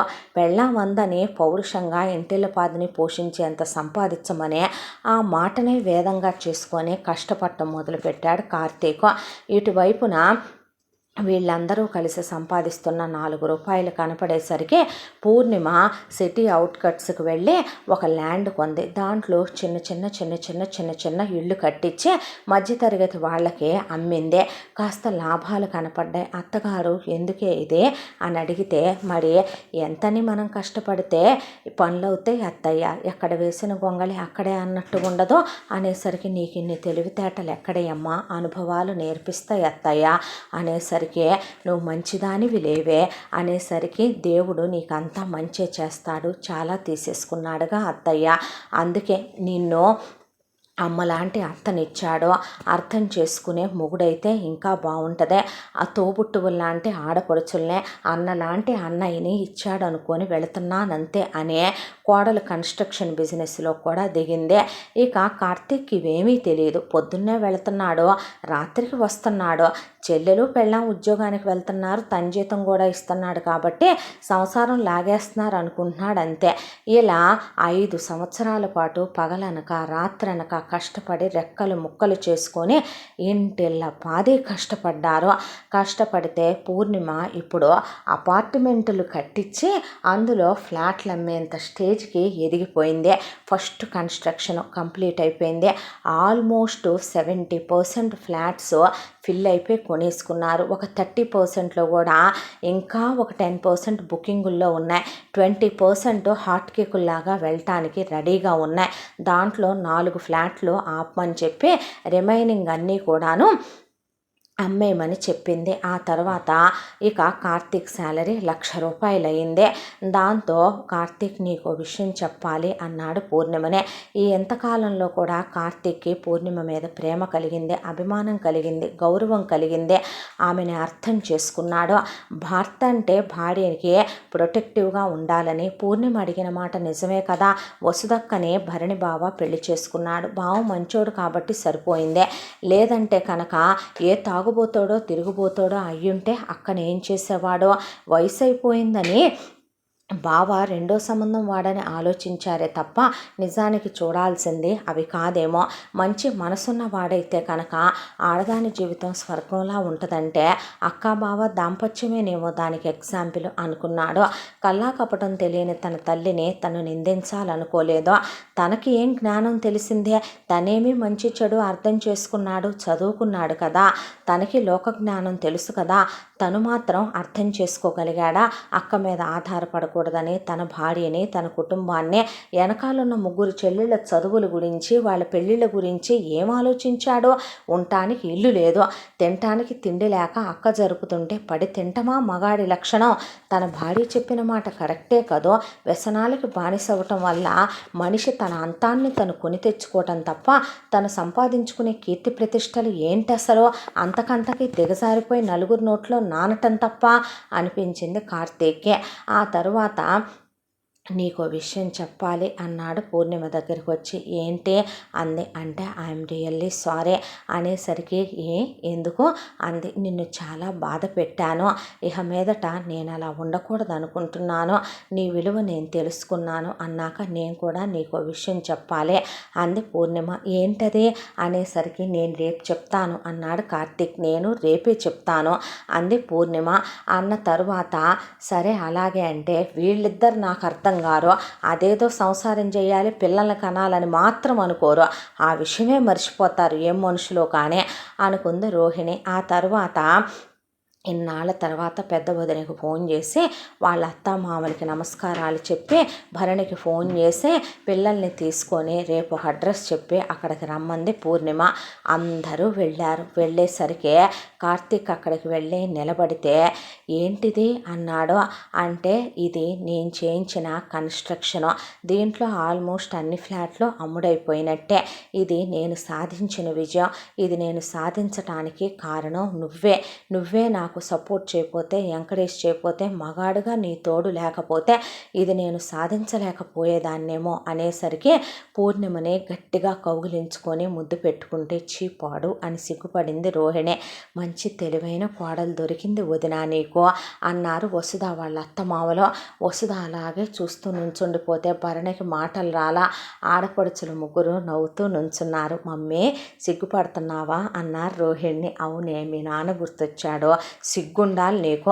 వెనకమాలన్న కూతుళ్ళు బతుకులేంటా, కొడుకుని గారాబం చేసి చెడగొడుతున్నాను అనేది ఆలోచించుకోకుండా మా పెళ్ళిళ్ళ గురించి వేటి గురించి నీకు పట్టదు కదా, వదిన తప్ప నువ్వు మా గురించి పట్టించుకోవు కదే, కాబట్టి పైగా మళ్ళీ సిగ్గుపడుతుందంట కొత్త పెళ్లి కూతురు అనేసిన తర్వాత కార్తీక్ అలా చూశాడు. చూసేసరికి ఏంటి అలా చూస్తున్నావు, దాని మీద ఉన్న పేరా మన ఇద్దరిదే, కార్తీక్ పూర్ణిమ కన్స్ట్రక్షన్స్ అనేసరికి మొగుడిని తీసుకెళ్ళి అక్కడ ఆఫీస్ కూడా ఓపెన్ చేశానని, ఆ ఆఫీసులో ఇంక నువ్వు కష్టపడద్దు, ఇంక నువ్వు ఉద్యోగం చెయ్యొద్దు. అవును, నాకు గుడ్ న్యూస్ చెప్పాలన్నావు, ఏంటి, నా శాలరీ 1,00,000 రూపాయలు అయిందే, నేను ఎంత కష్టపడ్డా ఏం చేసినా నీకన్నా నా కష్టం విలువ తక్కువే కదరా అనేసరికి, చచ్చా, మొగుడు కష్టపడి రిక్షా తొక్కి సంపాదించుకొచ్చే 10 రూపాయలతో కూడా ఒక ఆడది ఆనందంగా ఉండాలి అనుకునే మనిషిని నేను. డబ్బు కోసం ఏ రోజు నేను నిన్ను చేసుకోలేదు, నువ్వు అర్థం చేసుకుంటే చాలు అనుకున్నాను. ఇన్నాళ్ళు నువ్వు మా కోసం చాలా కష్టపడ్డావు, ఇదే మన ఆఫీసు, నాకు తోడుగా ఉండవా, సపోర్ట్ చేయవా, ఇక నుంచి చెయ్యి కలిసి నడుద్దామా అని చెయ్యి చాచిందే. దాంతో కార్తీక్ కళ్ళల్లో నీళ్లు తిరిగిపోయి ఏడుస్తుంటే రోహిణి, అక్కడున్న భరణి వాళ్ళకు కూడా కళ్ళల్లో నీళ్లు తిరిగిపోయినాయి. ఆ తర్వాత మీ అందరికీ ఒక గుడ్ న్యూస్ అని అపార్ట్మెంట్లో ఫ్లాట్లు కొనుక్కున్న వాళ్ళందరికీ కూడా ఇక ఫ్రీ రిజిస్ట్రేషను అనౌన్స్ చేసింది పూర్ణిమ. అనౌన్స్ చేసిన తర్వాత అందరికీ పార్టీ ఇచ్చింది. అయిపోయిన తర్వాత వదిన ఒక పెద్ద విశేషం ఉంది, రావాలి మళ్ళీ మీరు కుటుంబంతో సహా ఇంకొక 3 రోజుల్లో అని చెప్తే అందరూ వచ్చారు. వచ్చేసరికి కార్తీక్ అలా నూరెళ్ళబెట్టి చూశాడు. ఆడపడుచులకు కూడా తెలియదు ఆ విషయం, ఒక్క రోహిణికి మాత్రమే తెలుసు. అత్తగారికి చెప్పకుండా ఏ తప్పుడు నిర్ణయాలో, కనీసం చిన్న విషయం కూడా నిర్ణయం తీసుకోదు పూర్ణిమ. నిజం చెప్పాలంటే రోహిణి నిలయం అని పెద్ద ప్యాలెస్ లాంటి ఇల్లు 4 అంతస్తులది కట్టించింది. ఇంట్లో స్విమ్మింగ్ పూలు, దానికి తోడు ఇంట్లో ఫర్నిచరు, ఇంటి ముందు 3 కార్లు, ఇంటి ముందు స్పోర్ట్స్ బైకులు, మొగుడికి ఇష్టమైన బ్రాండ్లు, లోపలికి వెళ్తే వార్డ్రోబుల నిండా ఆడపడుచుల బట్టలు, తన బట్టలు, అత్తగారి బట్టలు, అవన్నీ చూసి నోరెళ్ళబెట్టేశారు అందరూ కూడా. గృహప్రవేశ మహోత్సవ ఆహ్వాన పత్రికలో అందరికీ వెళ్ళిపోయి ఆ రోజు చాలా మంచి రోజు, పీటల మీద కూర్చొని నోము నోచుకొని గృహప్రవేశం చేసేసుకున్నారు. అయిపోయిన తర్వాత పెద్ద ఆడపడుచు భర్తని కూర్చోబెట్టిన తర్వాత పెద్ద ఆడపడుచు ఒళ్ళో డాక్యుమెంట్స్ పెట్టిందే. ఏంటమ్మా ఇవే అన్నాడు భరణి. అన్న తర్వాత హారం, నెక్లెస్, గాజులు, పోగులు, ఉంగరం, అలాగే ఒక ఆడపిల్లకి పెళ్లిలో ఏం పెడతారో అదే, దానికి తోడు 50 లక్షల రూపాయల డబ్బులు చెక్కు పెడితే, ఏంటే ఇది పిచ్చి పట్టిందా, నేను ఆశించి చేశాను అనుకుంటున్నావా అని అడిగితే, ఎవరన్నారు, నేనిస్తే నువ్వు తీసుకోవా, నువ్విస్తే నేను తీసుకోలేదు లేదా, ఇలాగే అన్నానా, చూడు వదిన, ఇవన్నీ మేము నీకు ముచ్చట కొద్దీ ఇచ్చుకుంటున్నాం, ఇవి వేసుకున్నప్పుడల్లా మేము నీకు గుర్తు రావాలి, నీ పుట్టిల్లు నీకు ఉందనే విషయం గుర్తుండాలి అని భరణి చేతికి హ్యాండ్ చైన్ పెట్టి మెళ్ళలో గొలిసేసి వేలుకు ఉంగరం పెట్టించింది కార్తీక్తో. పిల్లల 3 మెళ్ళల్లో 3 చైన్లు వేయించింది. ఇక వాళ్ళ అత్తామామలకి బట్టలు పెట్టించింది. అది కాదమ్మా, మీరేం మాట్లాడొద్దు, ఇంకా నాకున్న అమ్మా నాన్నలు కూడా మీరే అనుకుంటున్నాను అనేసరికి వాళ్ళేం మాట్లాడలేదు. అన్నయ్య నిన్ను ఒక సాయం అడిగేదా అంది పూర్ణిమ. చెప్పమ్మా అన్నాడు. అన్నాక ఈ ముగ్గురు పెళ్ళనే విషయమే మర్చిపోయారు. నిజం చెప్పాలంటే కాస్త నీకు ఎరుకలో ఉన్న మంచి సంబంధాలు చూడరాదు, పెళ్ళిళ్ళు చేద్దాం అన్నదే. అన్న తర్వాత ఈ డాక్యుమెంట్స్ ఏంటే అంది వసుధ. మన కన్స్ట్రక్షన్లో మొదటి కన్స్ట్రక్షన్లో నువ్వు ఈ ఇంటికి పెద్ద కూతురివి, మహాలక్ష్మివి కదూ, నీకోసం ఒక ఫ్లాటు, వీళ్ళ ముగ్గురికి 3 ఫ్లాట్లు ఉంచేశాను వదిన, ఆ ఫ్లాట్కి సంబంధించిన రిజిస్ట్రేషన్ పత్రాలే అవే అంటే పిచ్చి మాటలు మాట్లాడుకో అంటే నువ్వేమన్నా అంటే నా మీద ఒట్టే అని ఇచ్చేసిందే. ఇచ్చిన తర్వాత రోహిణి అది కాదమ్మా అంటే నోరు మూసుకొని తీసుకోవే, అదేం ఆలోచించినా అంత మంచి ఆలోచించుద్ది, నా కోడలు చాలా మంచిదే అనేసరికి అబ్బో అన్నారు కూతుళ్ళు. ఆ తర్వాత భరణి ఇక 3 బ్రహ్మాండమైన సంబంధాలు చూశాడు మరదళ్ళకే. నిజంగా అలాంటి కుటుంబానికి అల్లుళ్ళుగా వెళ్ళాలంటే పెట్టి పుట్టి ఉండాలి. నా వాడికి నేను నా భార్య కన్నా వయసులో పెద్దాడిని, నాకు నా భార్య 2వ భార్య, వాళ్ళే తలుచుకుంటే నన్ను చాలా దెప్పొచ్చు, చాలా మాట్లాడొచ్చు, కానీ మా అత్తగారు కానీ, నా బావమరిది కానీ, నా మరదళ్ళు కానీ ఒక్కరోజు నన్ను దెప్పి ఎరగరు. అది విలువలున్న కుటుంబం, వాళ్ళ బిడ్డల్ని బాధ పెట్టకుండా మీరు సంతోషంగా చూసుకుంటాను అని చెప్తే చెప్తే నా మరదళ్ళని మీకు ఇచ్చి వివాహం జరిపిస్తాను అని బ్రహ్మాండంగా సంబంధాలనే చూశాడు. అబ్బాయి వాళ్ళయే ముగ్గురి బిజినెస్లే. దానికి తోడు ముగ్గురు ఒక్కొక్క ఇంటికి ఒకళ్ళిద్దరు కొడుకులు, ఒకళ్ళు ముగ్గురు కొడుకులు, ఒకళ్ళిద్దరు కొడుకులు. ఆడపిల్లలు లేకుండా చూశాడు. అత్తగారులు దేవతలు లాంటోళ్ళు, మామగారులు చాలా చాలా మంచోళ్ళు, సెటిల్డ్ ఫ్యామిలీస్. అబ్బాయిలకి ఏదో చిన్న చిన్న బ్రేకప్లు తప్ప ఎఫ్ఐఆర్లు లేవు. వాళ్ళ ఫ్యామిలీలు కూడా చాలా మంచివి. ఇక వాళ్ళల్లో ఎత్తి చూపించడానికి లోపాలు లేవు. అందంగా ఉన్నారు, చదువుకున్నారు, వాళ్ళకి అన్ని గుణగణాలు ఉన్నాయి. దాంతో వచ్చి చూడగానే చాలా బాగా నచ్చారు అమ్మాయిలు ముగ్గురు.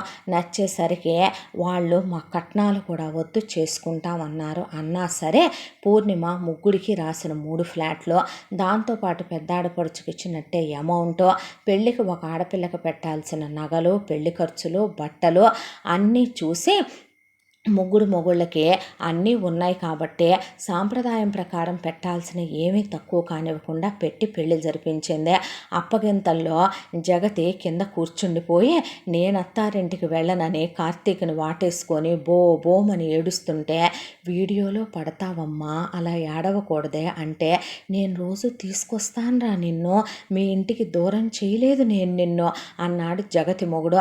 విధాత్రైతే పూర్ణిమను పట్టుకొని నేను వెళ్ళనంటే వెళ్ళను, మిమ్మల్ని వదిలి ఉండనంటే ఉండను, అంటే మీరుండేది వేరు కాపురాలే కదమ్మా, మేము పల్లెటూళ్ళల్లోనే కదమ్మా ఉంటాము, మీ అమ్మ వదిన్ని అన్నయ్యని రోజు చూసుకొని వెళ్ళండి అన్నారు అత్తగారు వాళ్ళు.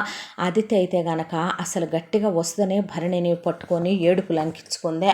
దాంతో ఇక ముందు వాళ్ళందరూ మొగుళ్ళు సర్ది చెప్పి తీసుకొస్తామని వాళ్ళు ఆపోజిట్గా వీళ్ళకి ప్రమాణాలు చేసి ఆ తర్వాత వీళ్ళని తీసుకొని మరి ఇక వెళదామా అనేలోపు వెళ్ళిరండి, పిల్లా పాపలతో చల్లగా ఉండండి అంది పూర్ణిమ.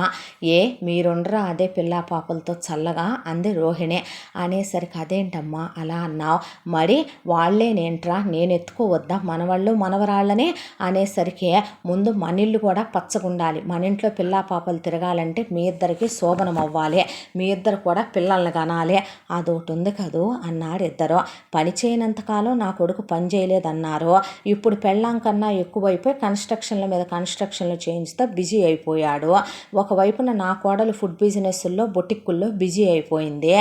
దాంతో ఎవరికి పట్టించుకునే ఓపికలు తీరికలు లేవు ఈ రోహిణి గురించి అనేసరికి పెద్ద ఫోటో చేయించుకొచ్చి బలరామయ్యది గిఫ్ట్ ఇచ్చారు రోహిణికి. ఏడుస్తూ కూర్చొని ఆయన ఫోటో దగ్గర నీ కొడుకు కడుపున నువ్వు ఎప్పుడు పుడుతున్నావో చెప్పు, నీ కాళ్ళు పట్టుకోవాలి అని ఏడిస్తే వసుధ తొందరగానే పుడతాళ్ళేమ్మా అని తీసుకొచ్చారుగా ఇవ్వండి అంది భరణినే.